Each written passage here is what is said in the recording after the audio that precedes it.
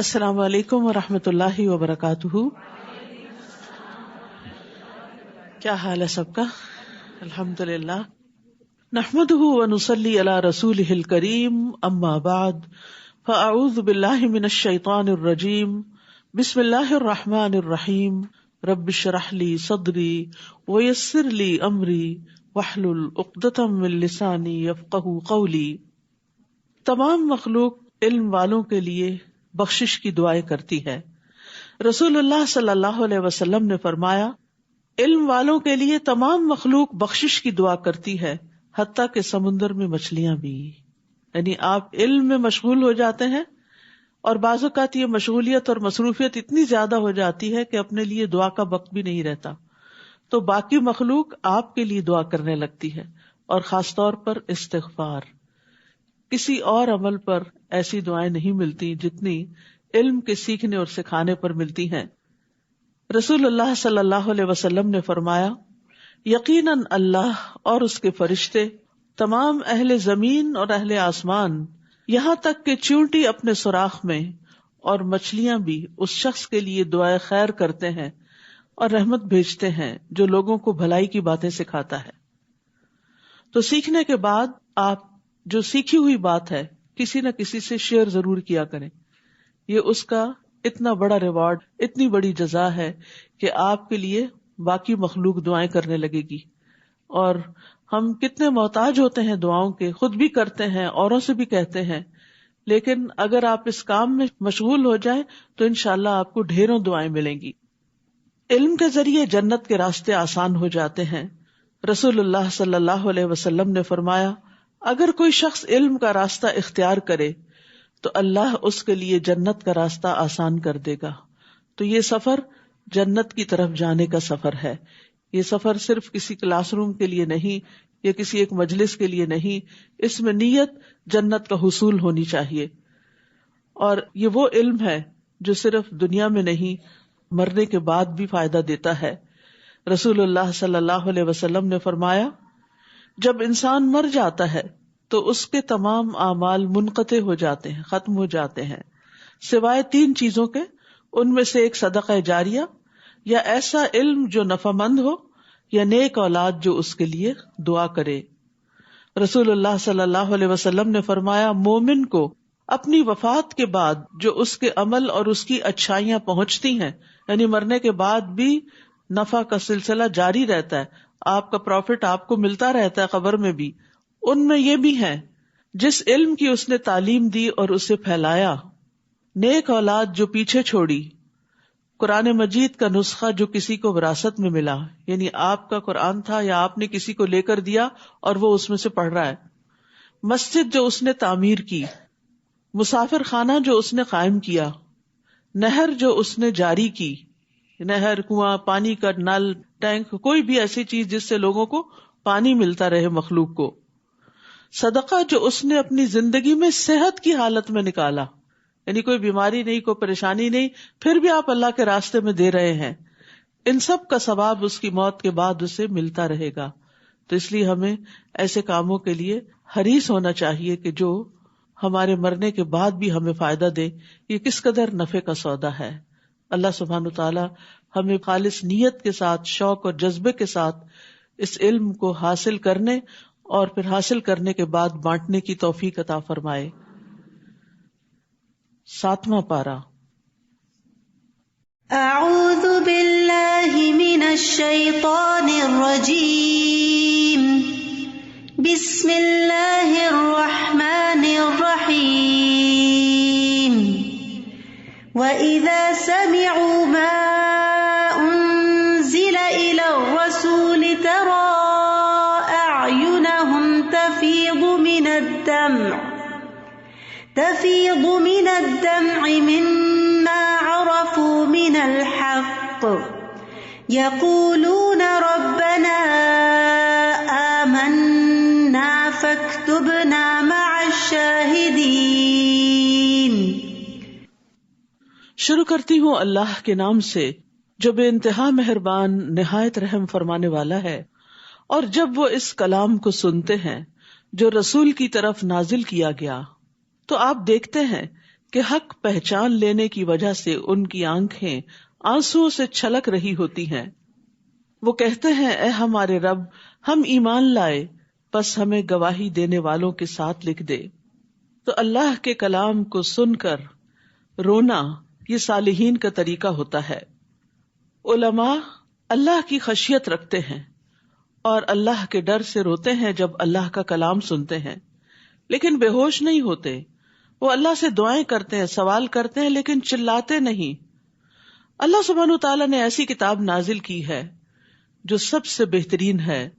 اللہ نزل احسن الحدیث کتابا متشابہا مثانی تقشعر منہ جلود الذین یخشون ربہم ثم تلین جلودہم وقلوبہم الی ذکر اللہ. اللہ نے سب سے اچھی بات نازل فرمائی، ایسی کتاب جو آپس میں ملتی جلتی ہے، ایسی آیات جو بار بار دہرائی جانے والی ہیں. اس سے ان لوگوں کی کھالوں کے رونگٹے کھڑے ہو جاتے ہیں جو اپنے رب سے ڈرتے ہیں. یعنی یہ کتاب ان کے دلوں پر عجب طرح اثر کرتی ہے. پھر ان کی کھالیں اور ان کے دل اللہ کے ذکر کی طرف نرم ہو جاتے ہیں، یعنی ان کے اندر نرمی ہوتی ہے. یاد رکھیں 3 افراد کی آنکھیں قیامت کے دن آگ کو نہیں دیکھیں گی. ان میں سے ایک وہ آنکھ ہے جو اللہ کے ڈر سے رو پڑی. تو بنیادی طور پر یہ آیت نجاشی جو حبشہ کا بادشاہ تھا اور اس کے ساتھیوں کے بارے میں اتری کہ جب انہوں نے حضرت جعفر سے سورت مریم کی تلاوت سنی تو ان کی آنکھوں سے آنسو چھلک پڑے. یاد رکھیے آنکھ کا پانی، آنسو یا آنسو کا ایک قطرہ بھی دیکھنے میں ایک معمولی سی چیز ہے جو عموماً گر کے ٹپک کے کہیں گم ہو جاتا ہے، لیکن اپنے اندر اتنی طاقت رکھتا ہے کہ اگر خلوص نیت سے بہایا جائے، اللہ کے ڈر سے بہایا جائے تو پہاڑوں جیسے گناہ بھی معاف ہو جاتے ہیں. یاد رکھیے یہ آنسو اللہ کی یاد میں ہی بہنے چاہیے. لیکن ہم عام طور پر کن باتوں پہ روتے ہیں؟ ہمارے آنسو دنیا کے لیے بہتے ہیں یا آخرت کے لیے بہتے ہیں؟ ہمارے آنسو بندوں کی یاد میں بہتے ہیں یا اللہ کی یاد میں بہتے ہیں؟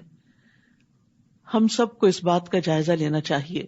تو یہاں اللہ سبحانہ تعالیٰ نے ان لوگوں کی تعریف فرمائی ہے کہ جو اللہ کا کلام سن کے روتے ہیں اور پھر وہ کیا کہتے ہیں، یقولون ربنا آمنا، کہ ہمارے رب ہم اس پر ایمان لے آئے، جو آپ نے اتارا ہم اس کو مانتے ہیں، اس کا انکار نہیں کرتے.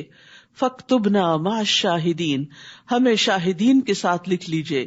شاہدین سے مراد ابن عباس کہتے ہیں کہ محمد صلی اللہ علیہ وسلم اور ان کی امت کے لوگ ہیں. یہ گواہی دینے والی امت ہے. اور اس امت میں شامل کیسے ہوتے ہیں؟ اشہد ان لا الہ الا اللہ و اشہد ان محمدن عبدہ و رسولہ کہہ کے. تو اللہ کی توحید کی گواہی، محمد صلی اللہ علیہ وسلم کی نبوت کی گواہی، اور اس کے بعد قیامت کے دن دیگر اقوام پر گواہی. تو انہوں نے یہ خواہش کی کہ ہمارا شمار بھی ان کے ساتھ ہو. اور یہ ایک حقیقت ہے کہ جو اللہ سے محبت کرتا ہے پھر وہ لازماً اس سے بھی محبت کرتا ہے جو اللہ سے محبت کرتے ہیں اور اللہ کی توحید کو جانتے ہیں. اللہ سبحانہ تعالیٰ نے ہمیں امت وسط بنایا. وَكَذَلِكَ جَعَلْنَاكُمْ أُمَّةً وَسَطًا لِتَكُونُوا شُهَدَاءَ عَلَى النَّاسِ وَيَكُونَ الرَّسُولُ عَلَيْكُمْ شَهِيدًا، اور اسی طرح ہم نے تمہیں سب سے بہتر امت بنایا تاکہ تم لوگوں پر شہادت دینے والے بنو اور رسول تم پر شہادت دینے والے بنے. وَمَا لَنَا لَا نُؤْمِنُ بِاللَّهِ وَمَا جَاءَنَا مِنَ الْحَقِّ، اور ہمیں کیا ہے کہ ہم اللہ پر ایمان نہ لائیں، ہم بھلا ایمان کیوں نہ لائیں، اور اس حق پر جو ہمارے پاس آ گیا. اور ہم امید رکھتے ہیں کہ ہمارا رب ہمیں جنت میں صالح لوگوں کے ساتھ داخل کرے گا. یعنی ایمان دل کے اندر ایک امید پیدا کر دیتا ہے. اگرچہ اپنے گناہ ہوتے ہیں لیکن ایمان لانے سے وہ سارے مٹ جاتے ہیں اور انسان خیر اور بھلائی اور جنت کے راستوں کی طرف چل پڑتا ہے. تو اس کے بدلے میں جو انہوں نے کہا اللہ انہیں ایسے باغات عطا کرے گا جن کے نیچے نہریں جاری ہیں، جن میں وہ ہمیشہ رہنے والے ہیں، اور احسان کرنے والوں کا یہی بدلہ ہے.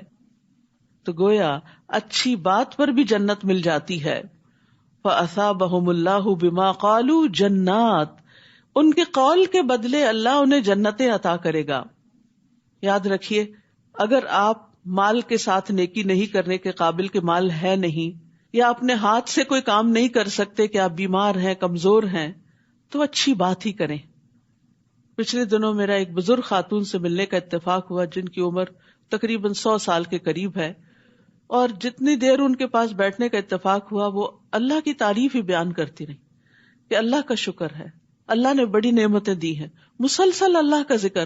تو میں نے ان پہ اتنا رش کیا کہ اس عمر میں لوگ سٹھیا جاتے ہیں، اس عمر میں لوگوں کی عقل ماری جاتی ہے اور طرح طرح کی باتیں کرتے ہیں، یا کبھی اولاد کے غم میں مبتلا رہتے ہیں اور کبھی کسی اور پریشانی میں یا صرف موت کے خوف میں، لیکن وہ مسلسل اللہ ہی کی تعریف بیان کر رہی تھی.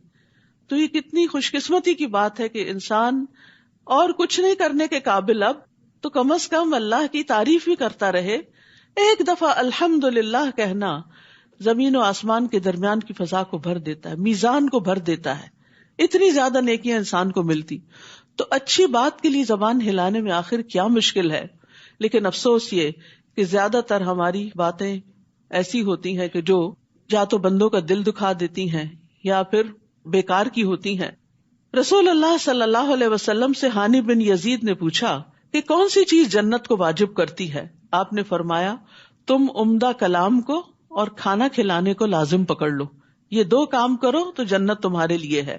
مدینہ شریف پہنچتے ہی نبی صلی اللہ علیہ وسلم نے جو پہلا خطبہ دیا اس میں یہی تھا کہ اے لوگوں سلام پھیلاؤ، اچھی گفتگو کرو، صلہ رحمی کرو، اور رات کو جب لوگ سو رہے ہوں تو تم قیام کرو، تم سلامتی کے ساتھ جنت میں داخل ہو جاؤ گے. اسی طرح ایک اور حدیث میں آتا ہے کہ بے شک کوئی شخص اللہ کو راضی کرنے والی ایک بات کرتا ہے، ایک بات بس، وہ نہیں سمجھتا کہ اس کا وہاں تک اثر ہوگا جہاں تک حقیقت میں ہو جاتا ہے.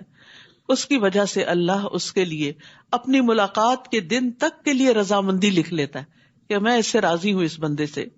ایک اور روایت میں آتا ہے بے شک بندہ اللہ کی رضامندی کی ایک بات زبان سے نکالتا ہے، وہ خود اسے کوئی اہمیت نہیں دیتا مگر اس کی وجہ سے اللہ اس کے درجے بلند کر دیتا ہے.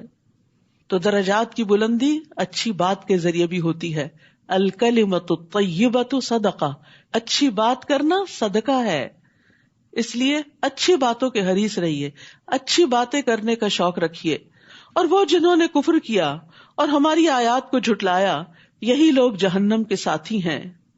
یا ایھا الذین آمنوا، اے لوگو جو ایمان لائے ہو، اللہ نے جو پاکیزہ چیزیں تمہارے لیے حلال کی ہیں انہیں حرام مت ٹھہراؤ، اور نہ تم حد سے تجاوز کرو، بے شک اللہ حد سے بڑھنے والوں کو پسند نہیں کرتا. تو ایمان والوں کے لیے عمدہ چیزیں، پاک چیزیں، لذیذ چیزیں، صاف ستھری چیزیں جن کو نفس پسند کرتے ہیں، جن کی طرف دل مائل ہوتے ہیں، وہ حلال کی ہیں، ان کو حرام کرنے کی ممانعت کی ہے. عموماً بعض ادیان میں لوگوں کے اندر یہ تصور پایا جاتا ہے کہ جو عبادت گزار ہوں یا علماء ہوں وہ اپنے اوپر عورتوں کو یا لذیذ کھانوں اور مشروبات کو حرام قرار دے دیں. یہ زہد ہے، یہ تقویٰ ہے، اور اپنے آپ کو صرف عبادت خانوں میں قید کر لیں. لیکن یہاں مومنوں کو کیا بتایا گیا کہ نہیں، طیب ہوں، پاک ہوں، جائز ہوں، حلال ہوں، وہ تم پر حرام نہیں، لیکن حدود کے اندر، اس میں بھی اسراف نہیں، زیادتی نہیں. تو جو چیزیں شریعت نے حلال کی ہیں ان کو خود سے کبھی بھی حرام نہیں کرنا چاہیے. نبی صلی اللہ علیہ وسلم کی غیر موجودگی میں کچھ لوگوں نے نبی صلی اللہ علیہ وسلم کی عبادت کے بارے میں پوچھا. جب بتایا گیا تو انہوں نے اس عمل کو کچھ کم سمجھا، کہا کہ آپ سے ہمارا کیا مقابلہ، آپ کے تو اگلے پچھلے سب گناہ معاف کر دیے گئے ہیں. تو ایک نے کہا میں تو ہمیشہ رات بھر نماز پڑھوں گا، دوسرے نے کہا میں تو ہمیشہ روزہ رکھوں گا، کبھی ناغہ نہیں کروں گا، تیسرے نے کہا میں تو عورتوں سے جدائی اختیار کر لوں گا، کبھی شادی نہیں کروں گا. نبی صلی اللہ علیہ وسلم تشریف لائے اور ان سے پوچھا کیا تم وہی لوگ ہو جنہوں نے یہ باتیں کہیں؟ اللہ کی قسم میں تم سب سے زیادہ اللہ سے ڈرنے والا ہوں، اور میں تم میں سب سے زیادہ اللہ کا تقوی اختیار کرنے والا ہوں. میں روزہ بھی رکھتا ہوں اور افطار بھی کرتا ہوں، نماز بھی پڑھتا ہوں اور سوتا بھی ہوں، اور نکاح بھی کرتا ہوں. جس نے میری سنت سے بے رغبتی کی وہ مجھ سے نہیں. تو ہمارا دین ایک معتدل دین ہے جس میں دین اور دنیا کا بہترین امتزاج ہے کہ وہ نعمتیں جو دنیا میں اللہ نے اپنے بندوں کے لیے پیدا کی ان کو حدود کے اندر رہ کر اپنے لیے جائز سمجھتے ہیں، ان سے فائدہ اٹھاتے ہیں. اور کھاؤ اس میں سے جو اللہ نے حلال پاکیزہ رزق تمہیں عطا کیا ہے، اور اللہ سے ڈرو وہ جس پر تم ایمان رکھتے ہو. یعنی ایمان کس بات کا تقاضا کرتا ہے؟ تقویٰ کا، خشیت کا. پھر فرمایا اللہ تمہاری قسموں میں سے لغو قسموں پر تمہارا مواخذہ نہیں کرے گا، لیکن وہ ان قسموں پر تمہارا مواخذہ ضرور کرے گا جو تم نے مضبوط باندھی. تو قسم توڑنے کا کفارہ 10 مسکینوں کو اوسط درجے کا کھانا کھلانا ہے جو تم اپنے گھر والوں کو کھلاتے ہو، یا انہیں کپڑے پہنانا ہے، یا ایک گردن کا آزاد کرنا ہے. تو جو کوئی یہ نہ پائے تو 3 دنوں کے روزے رکھنا ہے. یہ تمہاری قسموں کا کفارہ ہے جب تم قسم کھاؤ، اور اپنی قسموں کی حفاظت کیا کرو. اسی طرح اللہ اپنی آیات یعنی احکامات تمہارے لیے واضح کرتا ہے تاکہ تم شکر ادا کرو. تو بعض اوقات انسان کی زبان پر ایسے الفاظ آ جاتے ہیں جن کے پیچھے اس کی کوئی نیت نہیں ہوتی، اور اس کے منہ سے بس ایسے ہی تکیہ کلام کے طور پر قسم کا لفظ نکل جاتا ہے.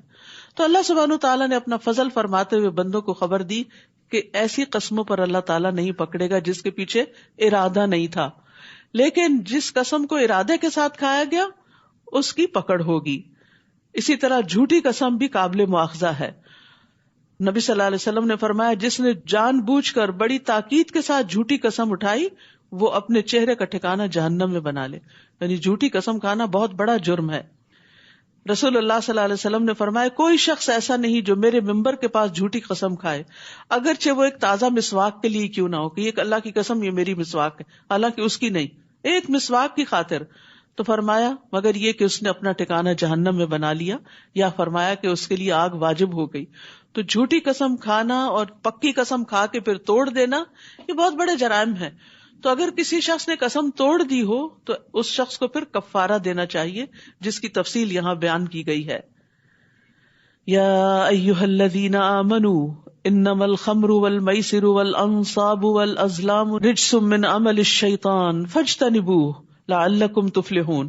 اے لوگو جو ایمان لائے ہو، بے شک شراب اور جوا اور بت اور فال نکالنے کے تیر ناپاک ہیں، شیطانی عمل ہیں، یہ سب شیطانی کام ہے، پس تم اس سے بچو تاکہ تم فلاح پاؤ.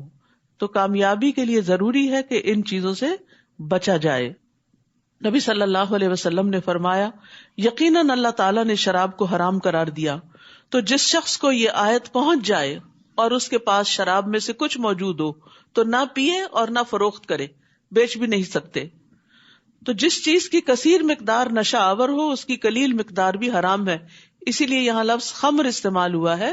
خمر کہتے ہیں ما خامر العقل، جو عقل کو ڈھانپ لے. خمار عورت کے دوپٹے کو کہتے ہیں جو اس کے سر اور سینے کو ڈھانپ لیتا ہے. شراب سے کیوں منع کیا گیا؟ کیونکہ یہ ہر خباثت کی جڑ ہے. نبی صلی اللہ علیہ وسلم نے فرمایا شراب خباثتوں کی جڑ ہے، جس نے شراب پی اللہ اس کی 40 دن کی نماز قبول نہیں کرے گا. پس وہ آدمی جاہلیت کی موت مرے گا جس کے پیٹ میں مرتے وقت شراب ہوگی. یہ ایمان سے محروم کرنے والا فعل ہے. آپ نے فرمایا جب کوئی شراب پیتا ہے تو شراب پیتے وقت وہ مومن نہیں رہتا. یہ جنت سے محروم کرنے والا فعل ہے. ابو درداء سے روایت ہے کہ نبی صلی اللہ علیہ وسلم نے فرمایا شراب کا عادی جنت میں داخل نہ ہوگا. شراب سے متعلق ہر عمل ملعون ہے. فرمایا شراب سے متعلق 10 طرح سے لعنت کی گئی ہے. خود شراب پر، اس کے نچوڑنے والے پر، نچڑوانے والے پر، اس کے بیچنے والے پر، اس کے خریدنے والے پر، اس کے اٹھانے والے پر، جس کے پاس لے جائی جائے اس پر، اس کی قیمت کھانے والے پر، اس کے پینے والے پر، اس کے پلانے والے پر. انما یرید الشیطان ان یوقع بینکم العداوۃ والبغضاء فی الخمر والمیسر ویصدکم عن ذکر اللہ وعن الصلاۃ فہل انتم منتہون. شیطان تو صرف یہ چاہتا ہے کہ وہ شراب اور جوئے کے ذریعے تمہارے درمیان عداوت اور بغض پیدا کر دے. اللہ نے کیوں منع کیا شراب سے؟ کیونکہ اس سے بہت سی خرابیاں پیدا ہوتی، گھروں کے اندر بدمزگیاں پیدا ہوتی، روپے پیسے کا ضیاع ہوتا ہے، عقل ماری جاتی ہے، دشمنیاں پیدا ہو جاتی ہیں، اور سب سے بڑھ کر تمہیں اللہ کے ذکر اور نماز سے روک دیتی ہے. تو کیا تم ان کاموں سے باز آنے والے ہو؟ یعنی شراب بھی اور جوا بھی، ان دونوں کے یہ بدترین نقصانات ہیں کہ اس میں عداوت اور بغض کے علاوہ اللہ کے ذکر اور نماز سے رکاوٹ ہو جاتی ہے. وَأَطِيعُوا اللَّهَ وَأَطِيعُوا الرَّسُولَ وَاحْذَرُوا، اور اللہ کی اطاعت کرو اور رسول کی اطاعت کرو اور محتاط رہو. پھر اگر تم نے منہ موڑ لیا تو جان لو کہ بے شک ہمارے رسول کے ذمہ واضح طور پر پیغام پہنچا دینا ہے. یعنی اگر تم پھر بھی باز نہیں آئے تو میسج تم تک پہنچ گیا، پھر جواب کے لیے تیار رہو. وہ لوگ جو ایمان لائے اور انہوں نے نیک عمل کیے ان پر کوئی گناہ نہیں اس بارے میں جو وہ کھا چکے، کہ انہوں نے تقوی اختیار کیا اور وہ ایمان لائے اور انہوں نے نیک عمل کیے، پھر انہوں نے تقوی اختیار کیا اور ایمان لائے، پھر انہوں نے تقوی اختیار کیا اور نیک کام کیے، اور اللہ نیک کام کرنے والوں سے محبت کرتا ہے.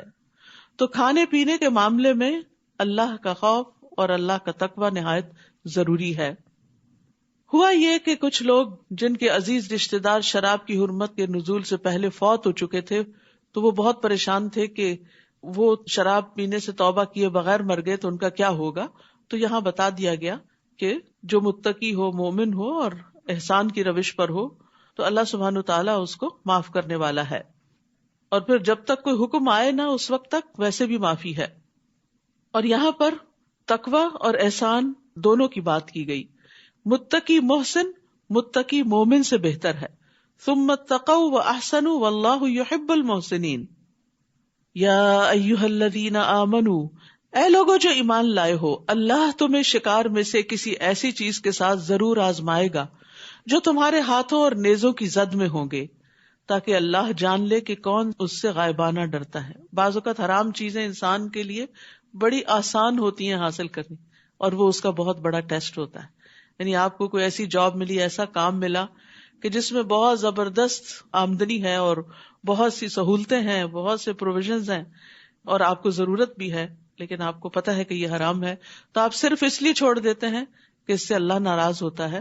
تو یہ اصل میں کیا تھا؟ ایسی اپرچونٹیز کا سامنے آنا یہ اللہ کی طرف سے ایک آزمائش ہوتی ہے. جیسے کہ یہاں بتایا گیا کہ مسلمان صلح حدیبیہ کے سفر میں جا رہے تھے تو احرام کی حالت میں شکار ان کے ہاتھوں کی پہنچ پہ آ گیا، اور انہیں ضرورت بھی تھی لیکن انہوں نے اپنے ہاتھوں کو روک کے رکھا.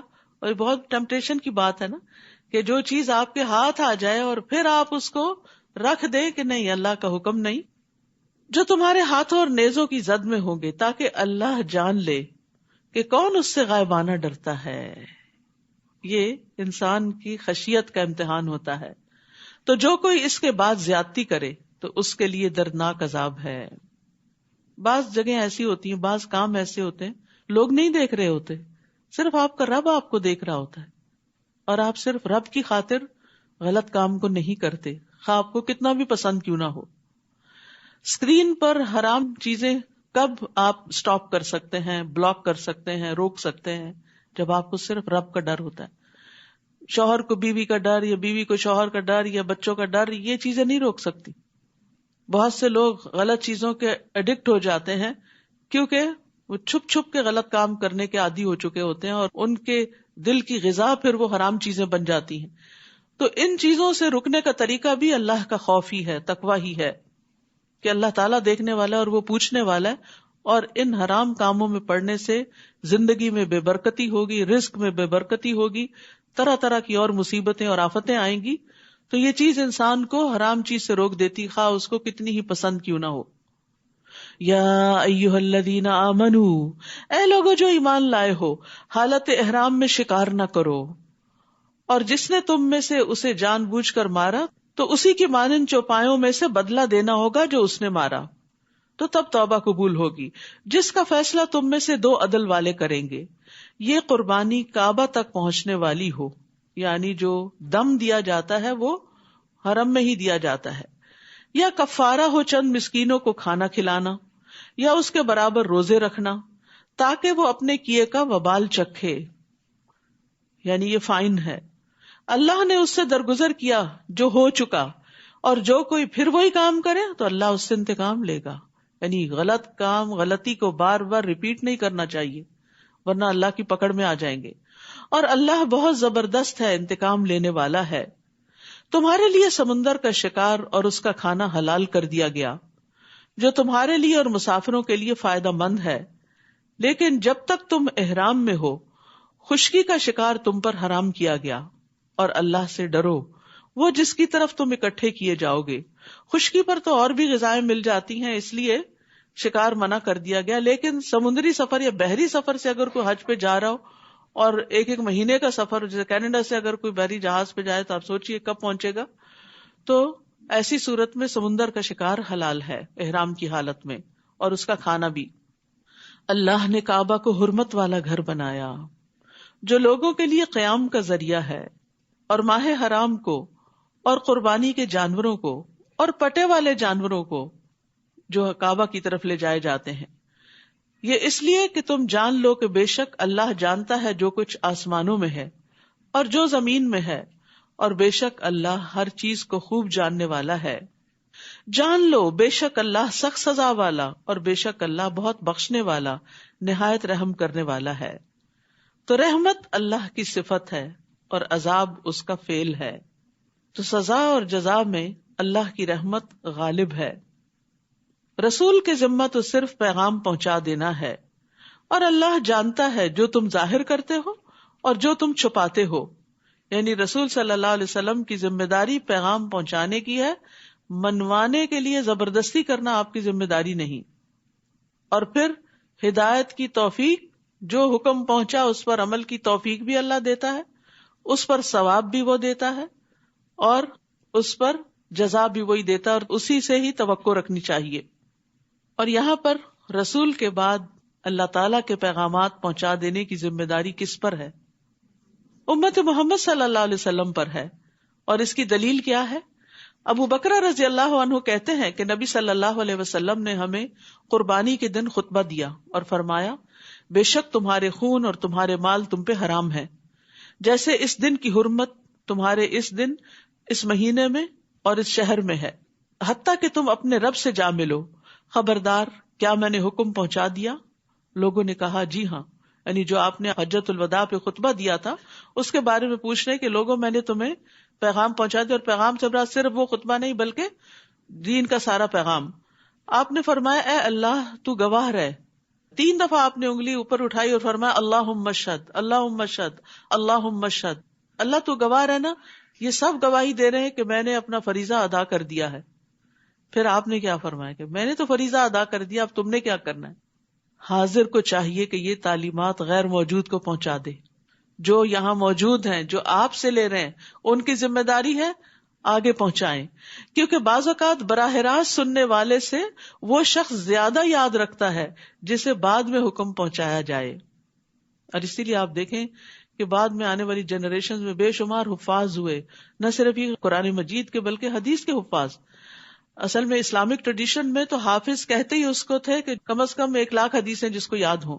یعنی لوگوں کے نام کے ساتھ ہر ایک کے حافظ نہیں لگتا تھا، بہت ریئر ہوتا تھا یہ حافظ کا ٹائٹل.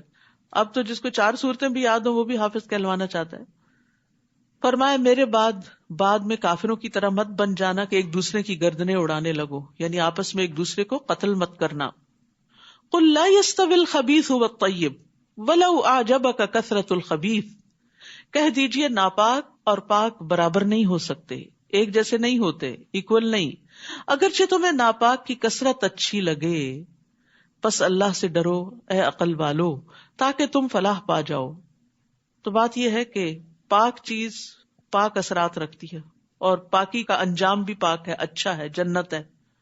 حرام چیز، ناپاک چیز، اس کے اثرات زندگی میں بھی انسان پر منفی ہوتے ہیں اور مرنے کے بعد بھی انسان کو جہنم میں لے جانے والی ہے. اللہ سبحانہ وتعالیٰ صرف پاک ہی چیز کو قبول کرتا ہے. ان اللہ طیب لا يقبل الا طیبا، بے شک اللہ پاک ہے اور پاک ہی قبول کرتا ہے.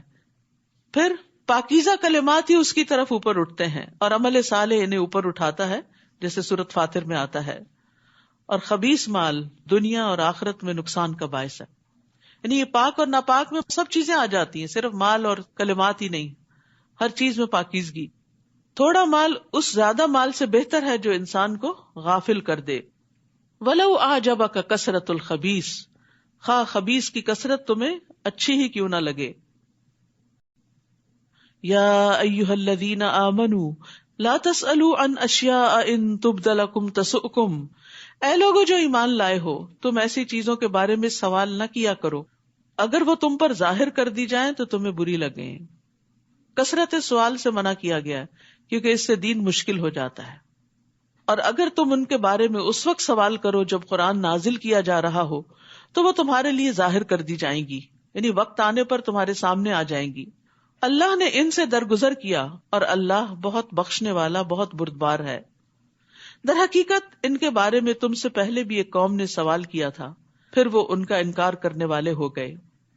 نہیں مقرر کیا اللہ نے کوئی بحیرہ اور نہ سائبہ اور نہ کوئی وسیلہ اور نہ کوئی حام۔ یہ مویشی جانور ہیں جن کو بتوں کے نام پہ چھوڑ دیا جاتا تھا مختلف حالتوں میں۔ اللہ سبحانہ تعالیٰ نے ان کے اوپر یہ فعل لازم نہیں کیا تھا، لوگوں نے خود ہی یہ چیزیں ایجاد کر لی، یہ بدعات ایجاد کر لی۔ لیکن وہ لوگ جنہوں نے کفر کیا وہ اللہ پہ جھوٹ گھڑتے ہیں اور ان میں سے اکثر عقل نہیں رکھتے۔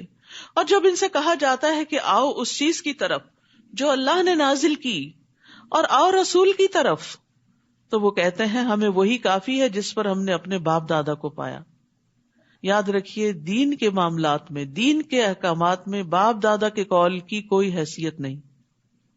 جب آپ کو کوئی کام عبادت سمجھ کے کرنا ہے تو اس لیے نہیں کرنا کہ وہ میری ساس بھی ختم دیتی تھی تو اس لیے میں بھی دیتی ہوں۔ اس کی کیا دلیل ہے؟ اگر دلیل نہیں ہے تو آپ یہ کام مت کریں۔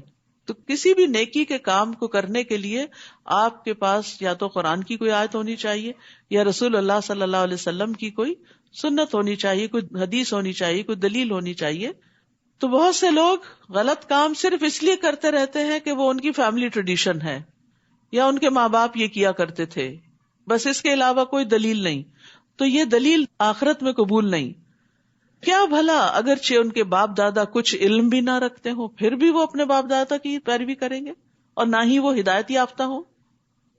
تو لوگوں کے دین و دنیا کو ضائع کرنے کا ایک بہت بڑا سبب اللہ کی نازل کردہ ہدایت کو چھوڑنا اور آبا کی تقلید کرنا ہے۔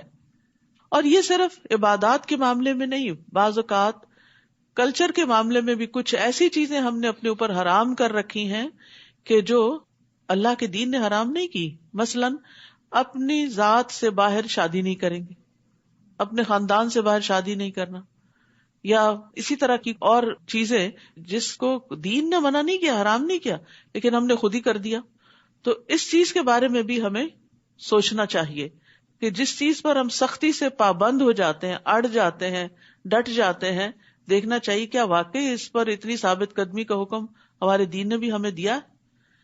یا ایھا الذین آمنوا، اے لوگو جو ایمان لائے ہو، تم پر لازم ہے اپنی جانوں کو بچانا، یعنی سب سے پہلے انسان پر ذمہ داری اپنے آپ کی ہوتی ہے۔ جو بھٹک گیا وہ تمہیں کچھ نقصان نہ دے سکے گا جبکہ تم خود ہدایت پا چکے۔ اللہ کی طرف تم سب کا لوٹنا ہے، پھر وہ تمہیں بتائے گا جو تم عمل کرتے تھے۔ یعنی یہ نہیں کہ انسان لوگوں کی ہدایت کے لیے اور ان کو تبلیغ کرنے کے لیے اور ان کو نصیحتیں کرنے کے لیے تو اپنی زندگی کھپا دے اور خود اپنی عبادت کو بھول جائے اور نماز بھی وقت پہ نہ پڑھے۔ تو سب سے پہلے خود عمل کرنے کی ضرورت ہے۔ بعض لوگ اس آیت سے پھر ایک اور طرح کا معنی نکال لیتے ہیں کہ شاید نیکی کا حکم دینا یا برائی سے منع کرنا واجب نہیں، ہمیں تو صرف اپنی ہی فکر کرنی چاہیے۔ یہ اس آیت کا مطلب نہیں۔ اس آیت کا مطلب دراصل یہ ہے کہ جب ایک انسان اپنی تبلیغ میں اپنی پوری قوت کوشش صرف کر دے لیکن لوگ پھر بھی نہ مانے تو ان کی ذمہ داری بتانے والے پہ نہیں ہے۔ اس سے نہیں پوچھا جائے گا کہ لوگوں نے کیوں نہیں مانا۔ ان کا بھٹکنا تمہیں نقصان نہیں دے گا اگر تم خود ہدایت یافتہ ہو۔ ہاں، اگر خود بھی ہدایت پر نہیں تو پھر پکڑ ہوگی۔ یا ایھا الذین آمنوا، اے لوگو جو ایمان لائے ہو، جب تم میں سے کسی کو موت آئے تو وصیت کرتے وقت تم میں سے 2 عدل والوں کی گواہی ہو، یا تمہارے علاوہ 2 اور لوگوں کی، اگر تم زمین میں سفر کر رہے ہو، پھر تمہیں موت کی مصیبت پہنچے۔ موت ایک مصیبت ہے، اسی لیے ہم کسی کے فوت ہونے پر کیا پڑھتے ہیں؟ الذین اذا اصابتہم مصیبۃ قالوا انا للہ و انا الیہ راجعون۔ تو سب سے بڑی مصیبت تو موت ہے، کیونکہ اس کا کوئی آلٹرنیٹ نہیں، نعم البدل نہیں۔ یعنی مال چلا جاتا ہے تو پھر مل جاتا ہے، آپ کا گھر بک گیا تو دوبارہ بھی خرید سکتے ہیں، کوئی نیبرز اچھے تھے چلے گئے تو کوئی اس سے اچھے نیبرز آ سکتے ہیں، لیکن اگر کوئی دنیا سے چلا گیا تو واپس نہیں آ سکتا۔ تو اسی لیے یہاں موت کو مصیبت کہا گیا۔ لیکن اس سے بڑی مصیبت کیا ہے کہ انسان موت کو یاد نہ کرے، موت کی تیاری نہ کرے، اس میں غور و فکر چھوڑ دے۔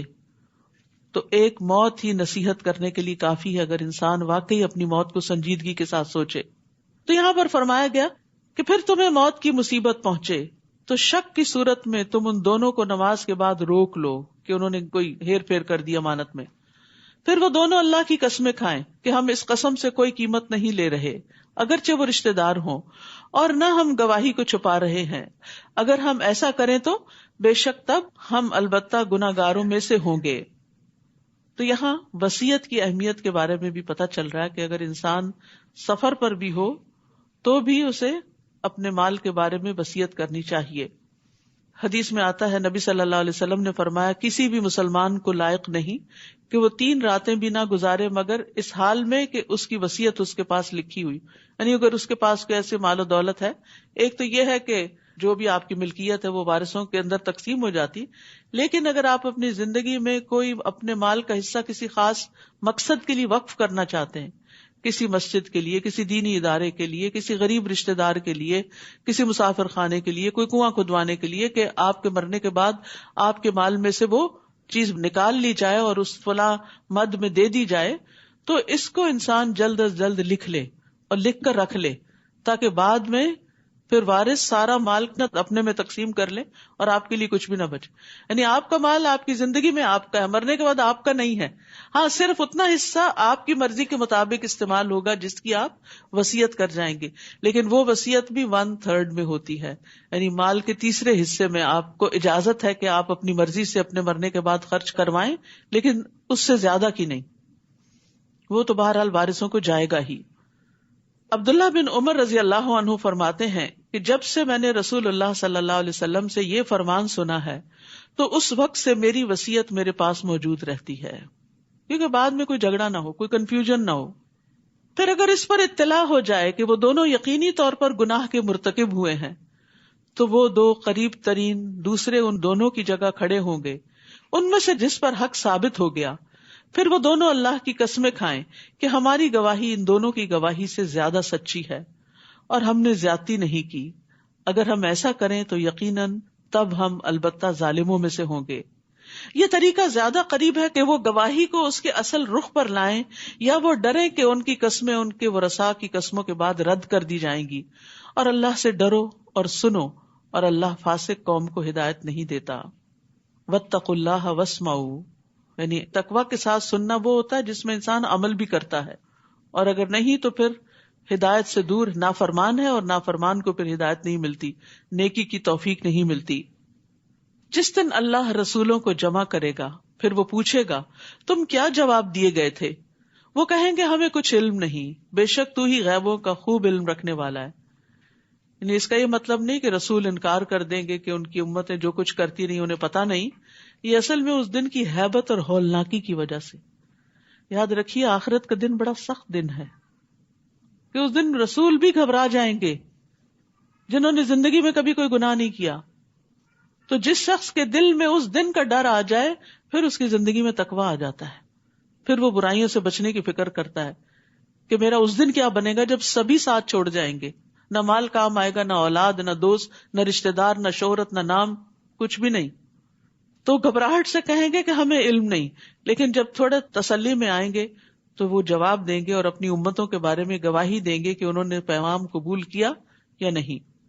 اذ قال اللہ یا عیسی ابن مریم اذکر نعمتی علیک وعلی والدتک، جب اللہ فرمائے گا اے عیسی ابن مریم میری اس نعمت کو یاد کرو جو تم پر اور تمہاری والدہ پر ہوئی، جب میں نے روح القدس کے ساتھ تمہاری تائید کی، یعنی جبریل علیہ السلام کے ساتھ تمہاری مدد کی، تم لوگوں سے گہوارے اور ادھیڑ عمر میں کلام کرتے تھے، اور جب میں نے تمہیں کتاب و حکمت اور تورات اور انجیل کی تعلیم دی، اور جب تم میرے اذن سے مٹی سے پرندے کی شکل کی مانند بناتے پھر اس میں پھونک مارتے تو وہ میرے اذن سے پرندہ بن جاتا، اور تم پیدائشی اندھے اور برس والے کو میرے اذن سے اچھا کر دیتے تھے، اور جب تم میرے اذن سے مردوں کو نکالتے تھے، اور جب میں نے بنو اسرائیل کو تم سے روکا تھا جب تم ان کے پاس واضح دلائل لے کر آئے تھے، یعنی انہوں نے ان کے قتل کا ارادہ کیا تھا، تو ان میں سے جنہوں نے کفر کیا وہ کہنے لگے تو کھلم کھلا جادو، ہر پیغمبر کی تعلیم کو جادو کہہ کے جھٹلا دیا گیا،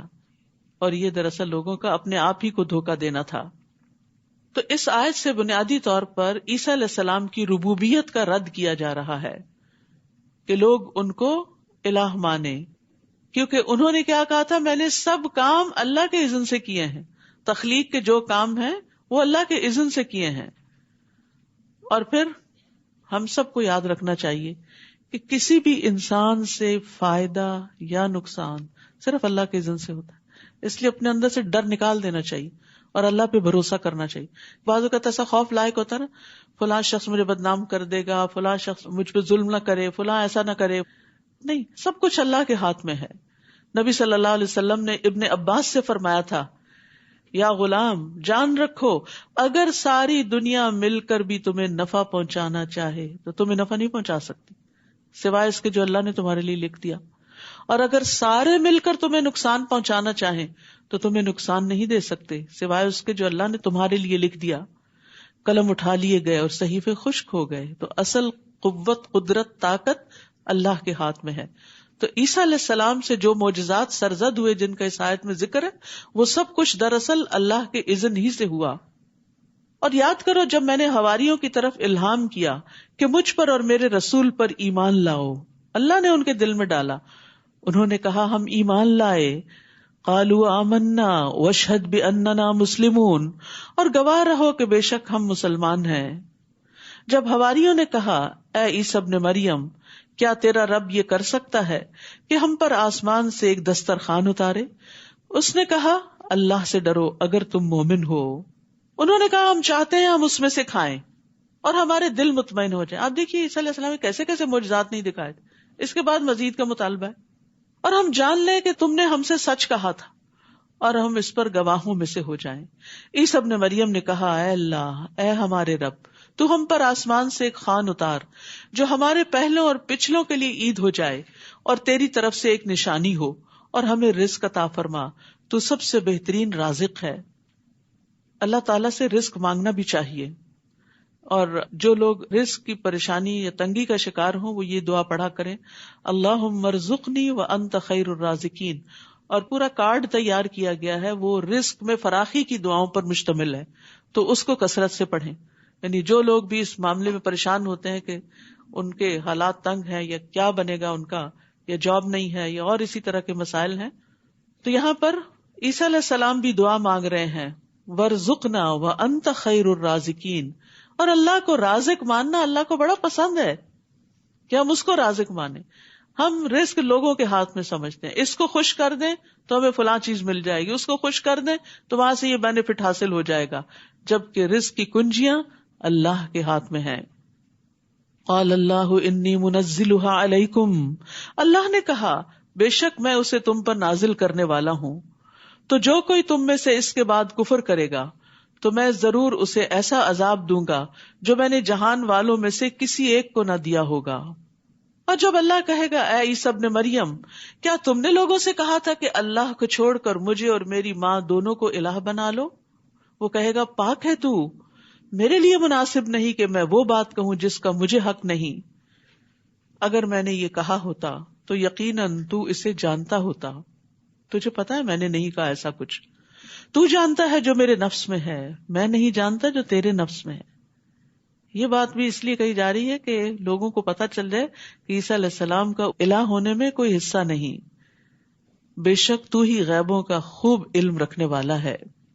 تو یہاں پر آپ دیکھیے عیسیٰ علیہ السلام کا ایک خوبصورت انداز کے جواب دینے سے پہلے تسبیح کی، سبحانک. تو یہ بھی ایک اچھا انداز ہوتا ہے کہ بعض اوقات آپ کوئی دین کی بات بیان کر رہے ہوتے ہیں تو بیچ بیچ میں اپنے لیکچر کے دوران، گفتگو کے دوران آپ بار بار سبحان اللہ کا لفظ کہیں. یعنی بیان کرنے والا بھی اور سننے والے بھی جہاں کوئی بات دل کو لگے اللہ کی، وہاں سبحان اللہ پڑھیں کہ پاکی اللہ کے لیے، سب تعریف اللہ ہی کے لیے ہے. اور انہوں نے خاص طور پر یہاں کیوں تسبیح کی کہ جس بات کی نسبت ان کی طرف کی گئی وہ اس سے اپنے آپ کو بری ذمہ قرار دیتے ہیں، اور دوسرے اللہ کی عزت اور اس کی پکڑ کے خوف سے عاجزی اختیار کرتے ہوئے اللہ کی پاکی بیان کر رہے ہیں. تو بندے کے ایمان کی علامت ہوتی ہے کہ وہ اللہ سبحانہ وتعالیٰ کے ساتھ مخاطب ہوتے ہوئے ادب اختیار کرتا ہے. اللہ سبحانہ وتعالیٰ سے ایسے باتیں نہیں کرنی چاہیے جیسے ہم آپس میں ایک دوسرے سے کر رہے ہوتے ہیں. یا کسی بچے سے کر رہے ہوتے ہیں. اللہ سبحانہ تعالیٰ سے ہر طرح کی بات کر لیں لیکن ادب اور احترام کے ساتھ. اللہ بہت بڑا ہے. میں نے انہیں بس وہی کہا تھا جس کا تو نے مجھے حکم دیا کہ اللہ کی عبادت کرو جو میرا رب ہے اور تمہارا رب ہے، اور میں ان پر گواہ رہا جب تک میں ان میں تھا. پھر جب تو نے مجھے پورا پورا لے لیا تو تو ہی ان پر نگران تھا اور تو ہر چیز پر خوب گواہ ہے. یعنی اللہ سبحانہ وتعالی ہمیشہ سے ہر چیز پر پوری طرح نگران ہے. وہ خود بھی نگران ہے اور فرشتوں کے ذریعے بھی بندوں کی نگرانی کرواتا ہے. کرامن کاتبین دائیں بائیں بیٹھے ہوئے ہیں جو بندے کے ساتھ ہیں، چاہے وہ اکیلا ہو چاہے وہ سب کے ساتھ ہو، دن ہو رات ہو، کوئی جنگل ہو صحرا ہو، وہ نہیں ساتھ چھوڑتے. ان تعذبہم فانہم عبادک وان تغفر لہم فانک انت العزیز الحکیم. اگر تو انہیں عذاب دے تو بے شک وہ تیرے بندے ہیں، اور اگر تو انہیں بخش دے تو بے شک تو بہت زبردست، بہت حکمت والا ہے. سبحان اللہ، کس طرح انتہائی ادب کے ساتھ اللہ سے گزارش کر رہے ہیں. قال اللہ ھذا یوم ینفع الصادقین صدقہم. اللہ فرمائے گا آج وہ دن ہے جس میں سچوں کو ان کی سچائی فائدہ دے گی. قیامت کے دن کیا چیز کام آنے والی ہے؟ سچائی. ان کے لیے ایسے باغات ہیں جن کے نیچے نہریں بہتی ہیں، جن میں وہ ہمیشہ ہمیشہ رہنے والے ہیں. اللہ ان سے راضی ہو گیا اور وہ اس سے راضی ہو گئے. یہی بہت بڑی کامیابی ہے. عبداللہ بن مسعود رضی اللہ عنہ سے روایت ہے کہ رسول اللہ صلی اللہ علیہ وسلم نے فرمایا، بے شک سچائی نیکی کا رستہ دکھاتی ہے. سچائی نیکی کا رستہ دکھاتی ہے اور نیکی جنت کی طرف لے جاتی ہے. اور آدمی سچ بولتا رہتا ہے یہاں تک کہ وہ صدیق کا مرتبہ حاصل کر لیتا ہے. اور جھوٹ برائی کا رستہ دکھاتا ہے اور برائی آگ کی طرف لے جاتی ہے. اور آدمی جھوٹ بولتا رہتا ہے یہاں تک کہ وہ اللہ کے ہاں جھوٹا لکھ دیا جاتا ہے، کذاب لکھ دیا جاتا ہے. للہ ملک السماوات والارض وما فیہن وہو علی کل شیء قدیر. اللہ ہی کے لیے ہے بادشاہت آسمانوں اور زمین کی اور جو کچھ ان میں ہے، اور وہ ہر چیز پر بہت قدرت رکھنے والا ہے. سورۃ الانعام. سورۃ الانعام مکی سورت ہے. ایک ہی مرتبہ میں بھی یہ سورت نازل ہوئی. کہا جاتا ہے کہ جب یہ سورت اتری تو 70,000 فرشتے اس کے ساتھ تھے. اس سورت میں بنیادی طور پر مشرکین کے اعتراضات اور ان کے اعمال کے بارے میں دلائل دیے گئے ہیں. بسم اللہ الرحمن الرحیم. الحمد للہ الذی خلق السماوات والارض وجعل الظلمات والنور ثم الذین کفروا بربهم یعدلون. سب تعریف اللہ کے لیے ہے جس نے آسمانوں اور زمین کو پیدا کیا اور اسی نے اندھیروں اور روشنی کو بنایا. پھر وہ لوگ جنہوں نے کفر کیا وہ اپنے رب کے ساتھ اوروں کو برابر قرار دیتے ہیں. سب تعریف حمد اللہ کے لیے ہے. ہم کہتے ہیں کسی کی ایسی تعریف جس میں محبت اور تعظیم پائی جائے اس کے صفات کے کمال کی وجہ سے، یعنی کامل صفات ہیں اس کی اور وہ واقعی تعریف کے لائق ہے. اور پھر جو تعریف کرنے والا ہے اس کے دل میں اس کی محبت بھی ہو اور عظمت بھی ہو. تعریف تو ہم بہت سی چیزوں کی کرتے ہیں لیکن جو تعریف محبت اور عظمت کے بغیر ہوتی وہ مدح کہلاتی. جیسے بادشاہوں کی لوگ کرتے تھے، چاپلوسی، خوشامد وغیرہ کہ ان سے کچھ حاصل کر لیں. لیکن حمد اللہ ہی کے لیے ہے اس کی کامل صفات کی وجہ سے، اور کسی کے اندر کامل صفات نہیں ہے. اور پھر یہاں یہ کہا گیا الحمدللہ. قرآن کی 5 سورتیں ہیں جن کے پہلے الحمدللہ کا لفظ آتا ہے. تو یہ حمد اس لیے کہ وہ حمد کے لائق ہے. اور یہ کہا گیا کہ حمد اللہ ہی کے لیے. یہ نہیں کہا گیا میں حمد کرتا ہوں، کیونکہ میں ہر وقت تو نہیں کرتا. لیکن جب یہ کہہ دیا جائے حمد اللہ ہی کے لیے ہے تو پھر اس میں سے زمانہ نکل جاتا ہے ہمیشہ، ماضی میں بھی، حال میں بھی، مستقبل میں بھی، اور وہ اس کے لائق بھی ہے. تو سب تعریف اللہ ہی کے لیے ہے جس نے آسمانوں اور زمین کو پیدا کیا. یعنی کس بنا پر کہ اس کے اتنے بڑے بڑے کمالات ہیں صفات کمال کی وجہ سے حمد ہے، یعنی اللہ سبحانہ تعالیٰ ہی خالق کائنات ہے، اس لیے سب تعریف اسی کی ہے. اور اس نے اندھیرے زیادہ ہیں اور روشنی کو بنایا. لیکن وہ لوگ جنہوں نے کفر کیا اللہ سے، اور یہاں اللہ کی الوہیت سے، کیونکہ ربوبیت سے تو اہل مکہ بھی انکار نہیں کرتے تھے کہ اللہ ہی رب ہے، لیکن اللہ کو الہ نہیں قرار دیتے تھے، اس کے ساتھ شرک کرتے تھے. فرمایا جنہوں نے کفر کیا اس بات کا، وہ اپنے رب کے ساتھ اوروں کو برابر قرار دے دیتے ہیں، یعنی بتوں وغیرہ کو. تو یاد رکھیے منعم حقیقی اللہ ہی ہے. رسول اللہ صلی اللہ علیہ وسلم کی دعوت کیا تھی؟ آپ نے فرمایا میں اس اللہ کی طرف دعوت دیتا ہوں جو اکیلا ہے. وہ اللہ کہ جب تم پر کوئی مصیبت آتی ہے اور تم اسے پکارتے ہو تو وہ تمہاری مصیبت کو دور کرتا ہے. جب تم کسی بیابان اور جنگل میں راستہ بھول جاؤ اور اس سے دعا کرو تو وہ تمہیں واپس پہنچا دیتا ہے. اور جب تم قحط سالی میں مبتلا ہوتے اور اس سے دعا کرتے ہو تو وہ تمہارے لیے پیداوار ظاہر کر دیتا ہے. تو یاد رکھیے حمد اور شکر اللہ ہی کے لیے ہے جو اکیلا رب ہے، مالک ہے، الہ ہے، عبادت کے لائق ہے. وہی ہے جس نے تمہیں مٹی سے پیدا کیا، پھر اس نے موت کا ایک وقت مقرر کیا اور قیامت کا وقت بھی مقرر ہے. یعنی ایک جرنی ہے، ایک سفر وہ ہے جو اس دنیا میں تم گزار رہے ہو، اور ایک پھر موت کے بعد، اور ایک پھر موت کے بعد جی اٹھنے کے بعد. پھر بھی تم شک کرتے ہو. وہ اللہ ہی ہے الہ برحق آسمانوں اور زمین میں، یعنی آسمان میں بھی وہی الہ ہے، زمین پر بھی وہی الہ ہے. وہ تمہارے پوشیدہ اور ظاہر کو جانتا ہے، اور وہ جانتا ہے جو کچھ تم کماتے ہو. تمہاری ساری کمائی، کوششیں اور تمہارے اچھے برے عمل سب اس کو پتا ہیں. اور نہیں آتی ان کے پاس ان کے رب کی طرف سے نشانیوں میں سے کوئی نشانی مگر وہ اس سے اعراض کرنے والے ہیں.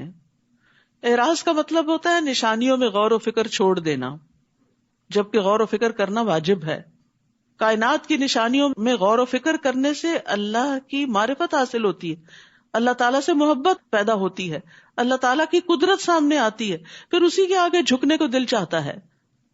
تو آسمان اور زمین کے درمیان جو کچھ بھی ہے، ایک ذرے کے اندر چاہے غور فکر کرو یا بہت بڑے آسمان کے بیچ میں، یہ اللہ کی تخلیق کی نشانیوں میں سے ہے جو انسان کو اللہ کی قربت عطا کرتی ہیں. بس تحقیق انہوں نے حق کو جھٹلا دیا جب وہ ان کے پاس آ گیا، بس ان قریب ان کے پاس اس چیز کی خبریں آئیں گی جن کا وہ مذاق اڑاتے تھے. کیا انہوں نے دیکھا نہیں کہ ہم نے ان سے پہلے کتنی ہی قوموں کو ہلاک کر دیا جنہیں ہم نے زمین میں ایسی قوت دے رکھی تھی جو ہم نے تمہیں نہیں دی. یعنی بڑی بڑی قوت والی ترقی یافتہ قومیں اللہ نے تباہ کر دی. اور ہم نے ان پر آسمان سے بہت برسنے والا میਂہ بھیجا، اور ہم نے نہریں بنائی جو ان کے نیچے بہتی تھیں. پھر ہم نے انہیں ان کے گناہوں کی وجہ سے ہلاک کر دیا، اور ان کے بعد ہم نے دوسری قومیں اٹھائیں. تو یاد رکھیے گناہ نعمت کے زوال کا باعث بنتے ہیں. اللہ نے نعمتوں کی فراخی کی، انہوں نے ناقدری کی، ناشکری کی. فَأَهْلَكْنَاهُمْ بِذُنُوبِهِمْ، تو ان کے گناہوں کی وجہ سے پھر ہم نے ان کو ہلاک کر دیا.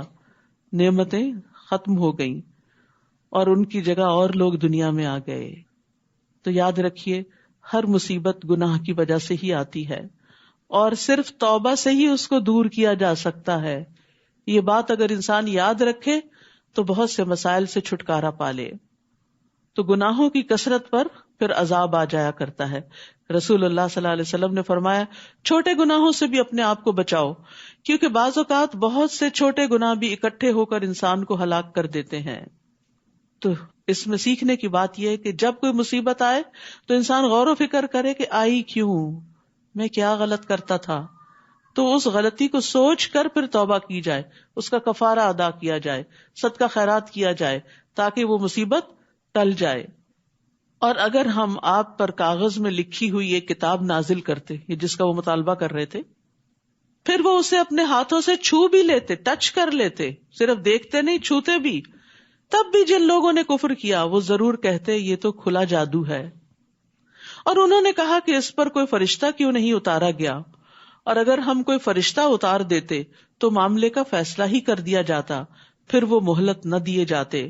اور اگر ہم اس رسول کو ایک فرشتہ بناتے تو ہم اسے لازماً ایک آدمی ہی بناتے، اور ہم ان پر اس معاملے کو مشتبہ کر دیتے جس میں وہ اب شبہ کر رہے ہیں.